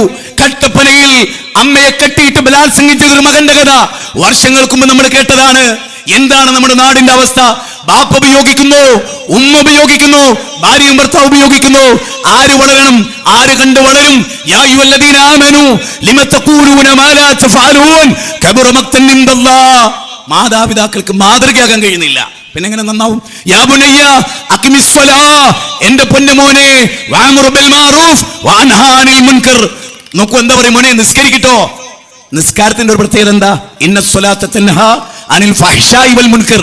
സകല വെറുക്കപ്പെട്ട കാര്യത്തിൽ നിന്ന് നിസ്കാരം മനുഷ്യൻ നന്നാക്കും. എന്നിട്ട് മോനോട് ബാപ്പ പറയുന്നതാ, നന്മ കൽപ്പിക്കുന്ന ആളാകണം കേട്ടോ, ഒരു തിന്മയുടെ കൂടെ നിന്റെ കൂടെ ഉണ്ടാവരുത്. മക്കള് ടൂർ പോകുന്നു, ശ്രദ്ധിച്ചോളി. അധ്യാപകൻ കാരണക്കാരനാകാം, ടീച്ചേഴ്സിനോട് പൊറുക്കണം. അങ്ങനെ ഉണ്ടായിട്ടുണ്ട്, നിങ്ങൾക്കൊക്കെ അറിയാം, ഞാൻ പറയണില്ല. ടീച്ചറെ പ്രേമിക്കുന്ന 9ാം ക്ലാസ് വിദ്യാർത്ഥി, ആ കുട്ടിയുടെ പ്രേമാഭ്യർത്ഥനത്തിന് മുമ്പിൽ ശരീരം തൊടാനും പിടിക്കാനും കൊടുത്ത ടീച്ചറുടെ കഥ കേരളത്തിന്റെ കഥയാണ്. എന്ത് ചെയ്യണം നിങ്ങൾക്ക്? 9 വയസ്സുള്ളൊരു പയ്യന് തൻ്റെ ശരീരത്തിന്റെ പല ഭാഗങ്ങളും സ്പർശിക്കാൻ അവസരം കൊടുക്കുന്ന ടീച്ചേഴ്സ് ഉള്ള ലോകത്ത് വളരെ ശ്രദ്ധിച്ചു വേണം നമ്മൾ മുന്നോട്ട് പോകാൻ. എല്ലാവരും ഇവിടെ റസൂലിന്റെ ഹദീസ് ഞാൻ ഉദ്ധരിച്ചു. അതിന്റെ അർത്ഥം എന്താ അറിയോ? النبي سعيد الخدري رضي الله عنه سمعت رسول الله صلى الله عليه وسلم يقول من رأى منكم منكرا. ഒരു തെറ്റ് കണ്ടാൽ, ആങ്ങളയുടെ തെറ്റ്, പെങ്ങളുടെ തെറ്റ് കണ്ട ആങ്ങളെ തടുക്കണ്ടേ? അനുജന്റെ തെറ്റ് കണ്ട ഇക്കാക്ക് തടുക്കണ്ടേ? കൈകൊണ്ട് പിടിച്ചു വെക്കണ്ടേ? അവനെ പിടിച്ചു വലിച്ചു വിട്ടുകൊണ്ട് നല്ലന്മാര് കൊടുക്കണ്ടേ? ഇന്ന് തല്ലാൻ പറ്റില്ല, അതുകൊണ്ട് കുട്ടികൾക്ക് നന്നാകുന്നില്ല, കേടായിരുന്നു. തൊടാൻ പാടില്ല, ചീത്ത പറയാൻ പാടില്ല, പോയിട്ട് ചത്തുകളാണ്, തൂങ്ങി മരിച്ചുകള മൊബൈൽ പിടിച്ചു വെച്ചാൽ. അവിടേക്ക് എത്തിയത് എന്തുകൊണ്ടാ? കുട്ടിക്കാലത്ത് മൊബൈൽ കൊടുത്തു, കുഞ്ഞായിരിക്കുമ്പോൾ തന്നെ. ഇപ്പം ഞാൻ ശ്രദ്ധിച്ച ഇന്നലെ ഞാനും വൈഫും കൂടെ ഇന്നലെ ഒരു പ്രോഗ്രാമിന് പോയിട്ട് എനിക്ക് സമയത്ത് ഒരു കുടുംബം, ആ ബാപ്പാക്കും ഉമ്മാക്കും ഭക്ഷണം കഴിക്കണമെങ്കിൽ ചെറിയ കുട്ടീൻ്റെ കയ്യിൽ മൊബൈൽ കൊടുത്താലല്ലാതെ അവൻ സമ്മതിക്കൂല. പണ്ടൊക്കെ, ഞാൻ ഉള്ളത് പറഞ്ഞോട്ടെ, പണ്ടൊക്കെ കുട്ടികളെടുത്ത് വരെ ടോയ്ലറ്റ് പോകുന്ന ഉമ്മമാരുണ്ടായിരുന്നു. എന്തിന്? കുട്ടി കരയുന്നതിന് ടോയ്ലറ്റ് എടുത്തുകൊണ്ട് മറ്റൊരാൾക്കും കൊടുക്കാതിരിക്കുക. ഇന്നെന്താ പറയുക, പെണ്ണുങ്ങൾക്ക് തീരെ സഹിക്കാൻ പറ്റില്ല. കുട്ടി നിലവിളിക്കുക എന്നുള്ളത് സഹിക്കാനേ പറ്റില്ല. കരഞ്ഞാലും കുട്ടി നിലത്ത് കിടന്ന് ഉരുണ്ടാലും എൻ്റെ മകൻ ഭാവിയിൽ കേടുവരരുത്, അതുകൊണ്ട് ഞാൻ മൊബൈൽ കൊടുക്കില്ല എന്ന് ഇന്ന് തീരുമാനിക്കാൻ കഴിയുമോ? ഒരുവിധ പ്രശ്നം അവസാനിക്കും. ഞാൻ ഒന്ന് ചോദിച്ചോട്ടെ, 7 വയസ്സുള്ള കുട്ടിക്ക് എന്തിനാണ് മൊബൈൽ കൊടുക്കുന്നത്? 13 വയസ്സുള്ള കുട്ടിക്ക് എന്തിനാണ് മൊബൈൽ വാങ്ങിക്കൊടുത്തത്? ബാപ്പ നല്ല സ്നേഹമാണ് തെളിയിച്ചതാ, ഒന്നിനും പറ്റാത്ത മോനായിട്ടാണ് വളരാൻ പോണത്. അതുകൊണ്ട് ആലോചിക്കുക, ചിന്തിക്കുക, നല്ലവണ്ണം ആലോചിക്കുക. ഞാനിവിടെ ദീർഘമായി സംസാരിക്കുന്നില്ല. ഞാൻ നിങ്ങളോട് ഒരു ക്ലിപ്പ് കൂടി കേൾപ്പിക്കാൻ ആഗ്രഹിക്കുകയാണ്. സ്കൂളുകളിൽ ഇതെന്താ നടക്കുന്നത് എന്നറിയാൻ. വിദ്യാർത്ഥികൾക്കിടയിൽ മയക്കുമരുന്ന് വ്യാപകമാണ് എന്ന് പറയുന്ന ഒരു വാർത്തയാണ് ഞാൻ എനിക്ക് കേൾപ്പിക്കാൻ പോകുന്നത്. നിങ്ങളൊന്ന് കേട്ടു നോക്കിയേ. വിദ്യാർത്ഥികളിലെ ലഹരി ഉപയോഗം കൂടുന്ന പശ്ചാത്തലത്തിൽ അധ്യാപകരും പോലീസും എക്സൈസും അടങ്ങുന്ന സ്ക്വാഡ് വേണമെന്ന ആവശ്യം ശക്തമാവുകയാണ്. സ്കൂളുകളിൽ പരിശോധന നടത്താൻ പരിമിതികളുണ്ട്. സ്കൂളുകൾക്കുള്ളിൽ വിദ്യാർത്ഥികൾ ലഹരി ഉപയോഗിക്കുന്നത് പുറത്തു പറയാൻ അധ്യാപകർക്കും ഭയം. സ്കൂൾ ബാഗുകളിൽ ഒളിപ്പിച്ചാണ് വിദ്യാർത്ഥികൾ മയക്കുമരുന്ന് ഉപയോഗിക്കുന്നത്. അനന്തകൃഷ്ണൻ വിവരങ്ങളുമായി ചേരുന്നു. അനന്തൻ, കുറെ കാലങ്ങളായി നമ്മുടെ കുട്ടികൾ പഠിക്കുന്ന കലാലയങ്ങൾക്ക് അകത്തും പുറത്തും ഈ ലഹരി ഒഴുകിയെത്തുന്നുണ്ട്. അതിന്റെ സ്രോതസ് കണ്ടെത്താൻ പലപ്പോഴും കഴിയാറുമില്ല. കുട്ടികൾ വരെ കാരിയർ ആകുന്ന സംഭവങ്ങൾ നമ്മുടെ മുന്നിലുമുണ്ട്, ചെറിയ കുട്ടികൾ വരെ. ഇതിന് എന്താണ് ഒരു പരിഹാരം? ഏതെങ്കിലും തരത്തിലൊക്കെ ഇതിനൊരു പരിഹാരം കാണാൻ ഈ ഒരു ശൃംഖല മുറിക്കാനുള്ള ആലോചനകൾ നടക്കുന്നുണ്ടോ? ആര്യ, സമീപകാലത്ത് കേരളത്തിൽ ലഹരിയുടെ ഉപയോഗം, പ്രത്യേകിച്ച് സിന്തറ്റിക് ഡ്രഗ്സിന്റെ ഉപയോഗം കൂടിയതായിട്ട് വിലയിരുത്തപ്പെടുന്നുണ്ട്. അതിനൊപ്പം തന്നെ ഈ സിന്തറ്റിക് ഡ്രഗിന്റെ ഉപയോഗം അത് ഉപയോഗിക്കുന്നത് കൂടുതലും കൗമാരക്കാരാണ് എന്നുള്ളതാണ് ഞെട്ടിപ്പിക്കുന്ന വസ്തുത. വിദ്യാലയങ്ങൾ കേന്ദ്രീകരിച്ച് അല്ലെങ്കിൽ വിദ്യാലയങ്ങളുടെ സമീപ പ്രദേശങ്ങൾ കേന്ദ്രീകരിച്ച് ലഹരി വിൽപ്പന വ്യാപകമാണ് എന്ന് നേരത്തെ തന്നെ എക്സൈസും പോലീസും കണ്ടെത്തിയിരുന്നു. പ്രത്യേകിച്ച് സ്കൂളിന് പരിസരത്തുള്ള ചില കടകൾ, ബേക്കറികളൊക്കെ കേന്ദ്രീകരിച്ച്. അപ്പോൾ അവിടെയൊക്കെ കൃത്യമായി പരിശോധനകൾ എക്സൈസും പോലീസും നടത്തുന്നുണ്ട്. പ്രത്യേകിച്ച് നമുക്ക് അറിയാം, ഇപ്പോൾ സംസ്ഥാനം ലഹരിക്കെതിരെയുള്ള വലിയ ക്യാമ്പയിൻ നടത്തിക്കൊണ്ടിരിക്കുകയാണ്. അതിന്റെ ഭാഗമായി ഉള്ള ഓപ്പറേഷനുകളുടെ ഭാഗമായി ഇത്തരം പരിശോധനകളൊക്കെ ശക്തമായി നടക്കുന്നുണ്ട്. പക്ഷേ ഇപ്പോഴുള്ള ഒരു വലിയ വെല്ലുവിളി ഈ സ്കൂളുകളുടെ പരിസരത്തുള്ള കടകൾ കേന്ദ്രീകരിച്ചല്ല ലഹരി വിൽപ്പന നടക്കുന്നത്. പകരം സ്കൂളുകൾക്കുള്ളിൽ വിദ്യാർത്ഥികൾ തന്നെ ഈ ലഹരി വിൽക്കുകയും അവർ അത് സ്കൂളുകൾക്കുള്ളിൽ ഉപയോഗിക്കുകയും ഇത് ഉപയോഗിച്ച് ക്ലാസ് റൂമിൽ വന്നിരിക്കുകയും ഒക്കെ ചെയ്യുന്നു എന്നുള്ള ഞെട്ടിപ്പിക്കുന്ന വസ്തുതകളാണ് ഇപ്പോൾ പുറത്തു വരുന്നത്. ഏറ്റവും ഒടുവിലത്തെ ഉദാഹരണം കോഴിക്കോട് ഇന്നലെ നമ്മൾ പുറത്തുവിട്ട, അതായത് 9ാം ക്ലാസ്സുകാരി ഡ്രഗ് കാരിയറായി എന്നുള്ള ഒരു ഞെട്ടിപ്പിക്കുന്ന വാർത്ത. അപ്പോൾ അതൊരു ഒറ്റപ്പെട്ട സംഭവമല്ല, നിരന്തരം നമ്മുടെ സ്കൂളുകളിൽ ഇത് നടക്കുന്നു എന്നുള്ളത് വസ്തുതയാണ്. നമ്മൾ ചില സ്കൂളുകളുമായും എക്സൈസ് ഉദ്യോഗസ്ഥരുമായും പോലീസുകാരുമായും ഒക്കെ ബന്ധപ്പെട്ടപ്പോൾ ആ കാര്യങ്ങളാണ് പുറത്തു വരുന്നത്. നമ്മൾ ഏതെങ്കിലും ഒരു സ്കൂളിലോ അല്ലെങ്കിൽ ഏതെങ്കിലും ഒരു വിദ്യാർത്ഥിയോ ഒന്നും കേന്ദ്രീകരിച്ച് അവരുടെ അഭിപ്രായങ്ങൾ എടുക്കാനൊന്നും ശ്രമിച്ചില്ല. കാരണം അവരൊക്കെ എക്സ്പോസ്ഡ് ആകും എന്നുള്ള ഭയം അവർക്കെല്ലാം ഉണ്ട്. പ്രത്യേകിച്ച് സ്കൂളുകളുടെ കാര്യം, ഇപ്പോൾ തിരുവനന്തപുരത്ത് തന്നെ ഒരു സ്കൂളിൽ കഴിഞ്ഞ ദിവസം ഒരു 8ാം ക്ലാസ് വിദ്യാർത്ഥിനിയുടെ ബാഗിൽ നിന്നാണ് കഞ്ചാവ് പൊതി, അതും ഒന്നല്ല ഏതാണ്ട് 10 പൊതികൾ, 100 ഗ്രാം വരുന്ന 10 പൊതികളാണ് കണ്ടെത്തിയത്. അപ്പോൾ ആ കുട്ടി കാരിയറായിട്ട് ഉപയോഗിക്കുന്നു എന്ന് വേണം മനസ്സിലാക്കാൻ. അപ്പോൾ പുറത്താർക്കോ കൊടുക്കാൻ വേണ്ടി സുരക്ഷിതമായ ഒരു മാർഗമായി സ്കൂൾ ബാഗുകളെ കാണുന്നു. അപ്പോൾ സ്കൂളിനകത്തേക്ക് ഈ കുട്ടികളൊക്കെ അവരുടെ ബാഗുകളിൽ മയക്കുമരുന്ന് എത്തുന്നുണ്ട്, അവർ അത് സ്കൂളുകളിൽ വിതരണം ചെയ്യുന്നു. അപ്പോൾ അത് കണ്ടെത്താനോ അത് കർശനമായി അതിനെതിരെ നടപടികൾ എടുക്കാനോ ഇപ്പോൾ യാതൊരു നിർവാഹവും ഇല്ല എന്നുള്ളതാണ് നമ്മുടെ സമയം ഭയപ്പെട്ടുകൊണ്ട്. ഇപ്പൊ കണ്ടോ, സർക്കാരിന് അത് കണ്ടുപിടിക്കാൻ കഴിയുന്നില്ല, നിയമപാലകർ കണ്ടുപിടിക്കാൻ കഴിയുന്നില്ല. ഒരു കാലഘട്ടത്തിൽ സ്കൂളിന്റെ ഫ്രണ്ടിലെ പെട്ടിക്കടകൾ വ്യാപകമാണ്, ബേക്കറികൾ, പരിസരങ്ങൾ. കുട്ടികളെ നിങ്ങൾ നോക്കൂ, കോഴിക്കോട് ഒരു ചെറിയ പെൺകുട്ടിയെ കാരിയറായി ഉപയോഗിച്ച് ആ കുട്ടിയുടെ ഒരു അയൽവാസിയായ ചെറുപ്പക്കാരന് ഒരു പൊതി കൊടുക്കും. നിങ്ങൾ പറയും, ഇത് പെട്ടിക്കടയിൽ കൊടുത്താൽ നിനക്ക് പയമ്പരിയും ചായയും കിട്ടും. ഈ കുട്ടിക്ക് ഇതെന്താണെന്നറിയില്ല. പെൺകുട്ടിയുടെ ഒരു കോഴിക്കോട് ജില്ലയിലെ ഒരു സ്കൂളിൽ ക്ലാസിന്റെ ബാക്കിലെ ബെഞ്ചിൽ പെൺകുട്ടികൾ തളർന്നു കിടക്കുന്നു. അപ്പൊ കുപ്പിവെള്ളത്തിൽ ഗുളികയിട്ടിട്ട്, മയക്കുമരുന്നിന്റെ ഗുളികയിട്ട് കുളിക്കിയാൽ ഒരു പിടുത്തവും കിട്ടൂല. കാലിൽ ഷോക്സ് ധരിക്കുന്ന കാലിന്റെ നെര്യാണിയുടെ ഭാഗം ഒരു ബ്ലേഡ് കൊണ്ട് ചെറുങ്ങനെ വരച്ചിട്ട് അവിടെ സ്റ്റിക്കർ ഒട്ടിക്കുക, ലഹരിയുടെ സ്റ്റിക്കർ. പെൺകുട്ടികൾ ഇതിൽ ഏറ്റവും മുന്നിൽ നിൽക്കുന്ന കാഴ്ച. കാരണം പെണ്ണത് ചെയ്യില്ല എന്ന ആ ചിന്തയിൽ നിന്ന് മാഫിയ സംഘങ്ങൾ പെൺകുട്ടികൾ ഉപയോഗിക്കുക, അതുവഴി അവരുടെ ശരീരം വിൽക്കുക. ബാംഗ്ലൂരിലൊക്കെ നടക്കുന്ന വ്യാപകമായ കാര്യം അതാണ്. അതുകൊണ്ട് തന്നെ പ്രിയപ്പെട്ടവരെ, എന്താണ് പരിഹാരം? ആരും കാണുന്നില്ല, ആരും അറിയുന്നില്ല, എല്ലാറ്റിനെയും മറച്ചു വെക്കുന്നു എന്നതാണല്ലോ പ്രശ്നം. എങ്കിലുള്ള പരിഹാരം, ചുറ്റും കറുത്ത തമോമയമായ മുറ്റുമിരവിതിൽ ഏകാകിയാണ് ഞാൻ, കൂട്ടിനൊരു തോയനില്ലായികയാൽ എന്നിദ്ര പറന്നുപോയോ. എന്റെ ഭർത്താവ് പട്ടാളത്തിലാണ്, എന്റെ വീട്ടിൽ ആരുമില്ല. അല്ലാ, തണുപ്പുള്ള രാത്രി, എനിക്ക് വ്യഭിചരിക്കാം, പക്ഷേ നാഥ ഞാൻ നിന്നെ ഭയപ്പെടുന്നു. രാജകൊട്ടാരം യൂസുഫ് നബിയെ സുലേഖ വ്യഭിചരിക്കാൻ വേണ്ടി വിളിക്കുകയാണ്. വീടിന്റെ ഉള്ളിൽ കയറി, റൂമിൽ കയറി വാതിൽ കുറ്റിയിട്ടു. യൂസുഫ് നബിക്ക് അവസരം മനസ്സിലായി. അദ്ദേഹം തിരിഞ്ഞോടി. സുലേഖ അദ്ദേഹത്തിന്റെ കുപ്പായം പിടിച്ചു. കാലമാകല്ലോ, ഞാൻ അല്ലാഹുവിനെ പേടിക്കുന്നു എന്ന് പറഞ്ഞു പോന്നു. വ്യഭിചരിക്കാൻ തുനിഞ്ഞ ചെറുപ്പക്കാരനോട് ഇത്തക്കില്ല എന്ന് ചോദിച്ചു. ഇന്നമൽ മുഅ്മിനൂന അല്ലദീന ഇദാ ദുകിറല്ലാഹ് വജലത് ഖുലൂബുഹും വഇദാ തുലിയത് അലൈഹിം ആയാതുഹു സാദതുഹും ഈമാനാ വഅലാ റബ്ബിഹി യതവക്കലൂൻ. ആര് കണ്ടാലും ആര് കേട്ടില്ലെങ്കിലും, അറിഞ്ഞാലും പറഞ്ഞാലും അറിഞ്ഞില്ലെങ്കിലും എന്റെ റബ്ബെന്നെ കാണുന്നു. ഈ ബോധമില്ലാതെ ഒരാളെയും നന്നാക്കാൻ കഴിയില്ല. ഞങ്ങൾ കഞ്ചാവ് അടിക്കാത്തത്, ഞങ്ങൾ മദ്യപിക്കാത്തത് അള്ളാഹനെ പേടിച്ചിട്ടാണ്. അറബ് ജനത മദ്യപിച്ചിരുന്നു, അറബ് ജനത വ്യഭിചരിച്ചിരുന്നു. പക്ഷേ അള്ളാഹുവിൽ വേരൂന്നിയപ്പോ, അവർ റബ്ബിലേക്ക് മടങ്ങിയപ്പോ എന്ന ആയത്തിറങ്ങി 5-ാം അധ്യായം 90-91. നിങ്ങളൊരു ചോദ്യം, നിങ്ങൾക്ക് വിരമിക്കാറായില്ലേ? മദ്യപാനം നിർത്താറായില്ലേ? അല്ല ചോദിച്ചു, അവർ ഫുൾ സ്റ്റോപ്പ് ചെയ്തു. അല്ല പറയണേ വേണ്ട, അള്ളാനെ പറ്റി പഠിപ്പിക്ക്. പട്ടാളത്തെ പറ്റിയല്ല, പോലീസിനെ പറ്റിയല്ല, അള്ളാനെ പറ്റി പഠിപ്പിക്ക്. കള്ള് വിരോധിച്ചു എന്ന ആയത്തിറങ്ങിയപ്പോ റസൂലുള്ള പറയാണ്, അവിടെ സഅദ് റളിയല്ലാഹു, അമ്മാർ, യാസിർ, തൽഹ എല്ലാവരും മദ്യം നിരോധിച്ചു എന്ന് ഉറക്കെ വിളിച്ചു പറഞ്ഞു. എല്ലാവരും ഇൻതഹൈനാ യാ റസൂലല്ലാഹ്, ഞങ്ങൾ ഉപേക്ഷിച്ചിരിക്കുന്നു. ഞങ്ങൾ മദ്യത്തിൽ, ഞങ്ങളുടെ ഷർട്ടിൽ മദ്യമുറ്റി, അത് ഞങ്ങൾ കട്ട് ചെയ്തിരിക്കുന്നു. വായിലേക്ക് കൈയിട്ട് മദ്യം ഞങ്ങൾ ഛർദ്ദിച്ചിരിക്കുന്നു. ഇനി ഞങ്ങൾക്ക് വേണ്ട, വേണ്ട. ഞങ്ങളുടെ റബ്ബ് പറഞ്ഞിരിക്കുന്നു വേണ്ട എന്ന്. ഖംറി എന്ന് പറഞ്ഞാൽ ബുദ്ധിയെ മരവിപ്പിക്കുന്നത്, ബുദ്ധിയെ മറിച്ചു കളയുന്നത് എന്നാണ്. ആ ലഹരി ഞങ്ങൾക്ക് വേണ്ട.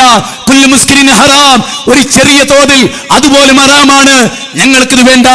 ആർണോൾഡ് ടോയംബി, ഓർത്തോളുക മോനെ, ഈ ക്ലിപ്പ് സവിശേഷമായി ലോകജനതയ്ക്ക് നൽകുക.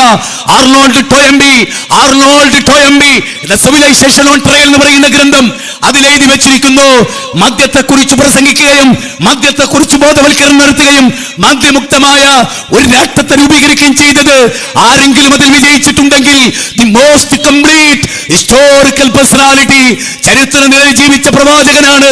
ആ പ്രവാചകനാണ് ലോകത്ത് മദ്യം തിന്മയുടെ മാതാവാണെന്ന് പറഞ്ഞത്. കൊലപാതകത്തിന്റെ പിന്നിൽ, ആക്സിഡന്റുകളുടെ പിന്നിൽ, ബൈക്ക് ആക്സിഡന്റിന്റെ പിന്നിൽ, ഉത്സവങ്ങളുടെ പിന്നിൽ, ഓണത്തിന്റെ ദിവസം, ക്രിസ്മസിന്റെ ദിവസം, പെരുന്നാൾ ദിവസം, ന്യൂഇയറിന്റെ ദിവസം കോടിക്കണക്കിന് മദ്യങ്ങളാണ് വിറ്റഴിക്കപ്പെടുന്നത്. അതില്ലാത്ത ഒരു ലോകം, അതുണ്ടാകണമെങ്കിൽ ഇവിടെ ഹിന്ദുവും മുസ്ലിമും ക്രിസ്ത്യാനിയും ജൈനനും ഒന്നു ചേരേണ്ടതുണ്ട്, അള്ളാഹുവിനെ പേടിക്കേണ്ടതുണ്ട്. ഞാൻ അവസാനിപ്പിക്കുമ്പോൾ 2-3 ഖുർആനിക വചനം പറഞ്ഞുകൊണ്ട് അവസാനിപ്പിക്കാം. നരകത്തെ കുറിച്ചുള്ള ബോധമുണ്ടാകണം. 92-ാം അധ്യായം 14-ാമത്തെ വചനം, ഫഅൻദർതുകും നാരം തലല്ലാഹ്, കത്തിജ്വലിക്കുന്ന നരകത്തെ കൊണ്ട് താക്കീത്. 2-ാം ഉമർ എന്ന് വിളിക്കപ്പെടുന്ന ഉമർ ബിൻ അബ്ദുൽ അസീസ് മെഹ്റാബിൽ വെച്ച് ഇമാമത്ത് നിന്ന് നെഞ്ചത്ത് കൈകെട്ടി ഈ വചനം ഓതി ബോധരഹിതനായി നിലത്ത് വീണു. നരകത്തിന്റെ ഭയാനകത ഓർത്ത് ബോധരഹിതനായി നിലത്ത് വീണു. പെൺകുട്ടികളെ, ആൺകുട്ടികളെ, യുവാക്കളെ, യുവതികളെ, ഈ ഉമർ ബിൻ അബ്ദുൽ അസീസ് സുന്ദരനായിരുന്നു, രാജ്യം ഭരിച്ച ആളായിരുന്നു, ചെറുപ്പക്കാരനായിരുന്നു. നരകത്തെ കുറിച്ച് ഓർത്ത് കരയുകയാണ്. നിങ്ങൾക്ക് നരകം അത് പഠിക്കണം, മനസ്സിലാക്കണം, അപ്പോഴേ മനുഷ്യർ നന്നാകൂ. 2 ഗൗരവമായ കാര്യം. 2-ാമത്തേത് ഫുളൈൽ ഇബ്നു ഇയാദ്, അലം യഅനില്ലദീന ആമനു അൻ തഖ്ശാ ഖുലൂബുഹും ലിദിക്രില്ലാഹ്, 50-ാം അധ്യായം 16. വ്യഭിചരിക്കാൻ പോവുകയായിരുന്നു, മതിലിനപ്പുറത്ത് കാലെടുത്ത് വെച്ചിട്ട് തിരിച്ചിങ്ങോട്ടിട്ട് ജീവിതത്തിൽ ഒരിക്കലും കാമുകിയുമായി ബന്ധപ്പെടില്ലെന്ന് തീരുമാനിച്ചു. ഇസ്ലാമിനല്ലാതെ ഇങ്ങനൊരു മാറ്റം ഉണ്ടാക്കാൻ കഴിഞ്ഞിട്ടില്ല. നെഹ്റു അദ്ദേഹത്തിന്റെ ഗ്ലിംസസ് ഓഫ് വേൾഡ് ഹിസ്റ്ററി പറയുന്നുണ്ട്, 25 കൊല്ലം കൊണ്ട് ഈ സമുദായം എങ്ങനെ മാറി, നരകത്തെ കുറിച്ച് പഠിപ്പിച്ചുകൊണ്ട് എന്നാണ്.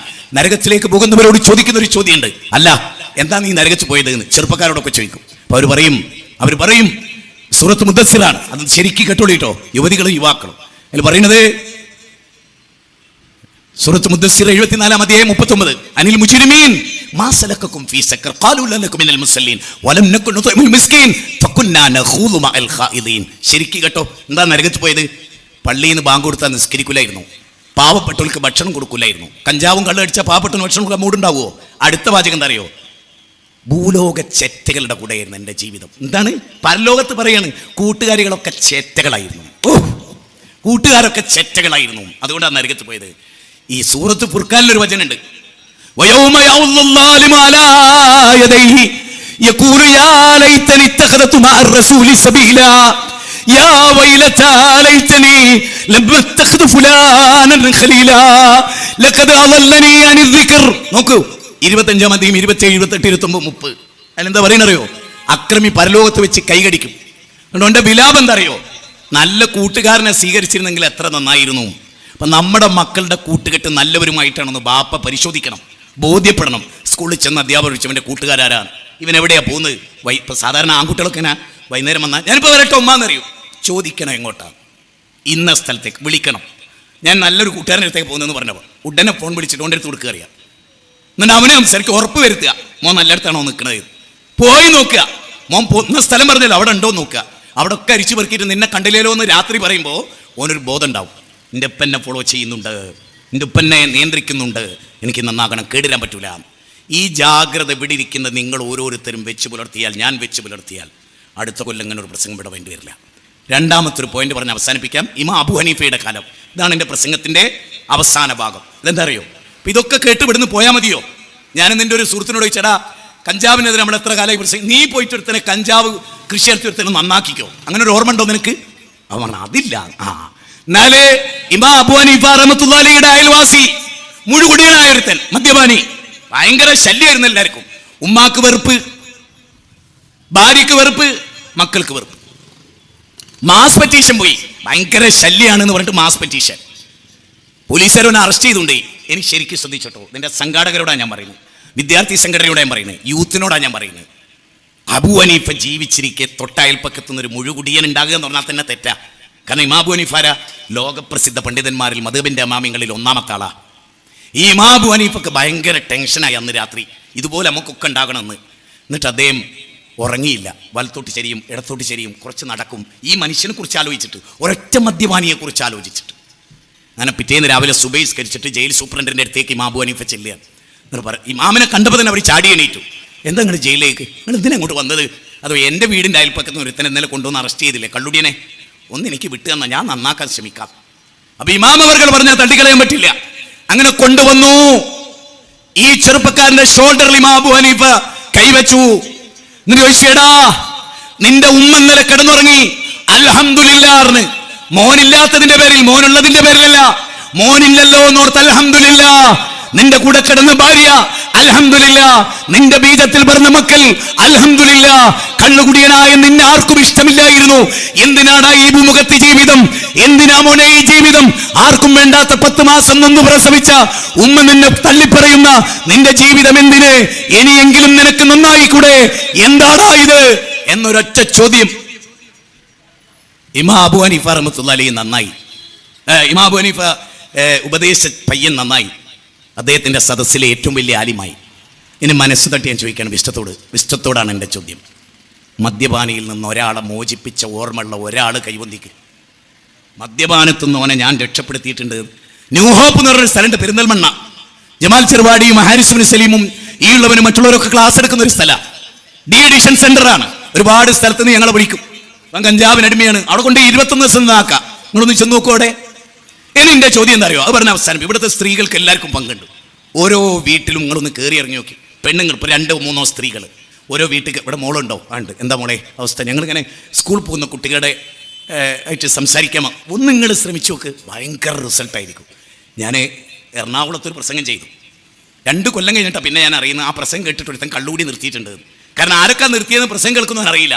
അത് ഞാൻ അറിയുന്നപ്പോഴറിയോ, ജൗഹർ എനിക്കോട് മൂപ്പരൊരു പ്രസംഗത്തിൽ ഉദ്ധരിക്കുമ്പോൾ, അതായത് മദ്യപിക്കാൻ വേണ്ടി ഇങ്ങനെ പോവുക. അപ്പൊ ഞാൻ എൻ്റെ പ്രസംഗത്തിൽ സ്വാഭാവിക, യുവാവേ നീ എങ്ങോട്ടാണ് പോണത് എന്നൊരു ചോദ്യം. ഞാൻ വേറൊരു കാര്യം പറയാൻ ചോദിച്ചാ, അപ്പൊ ഈ യുവാ വിചാരിക്കണം ഓനെ പറ്റിയാണ്.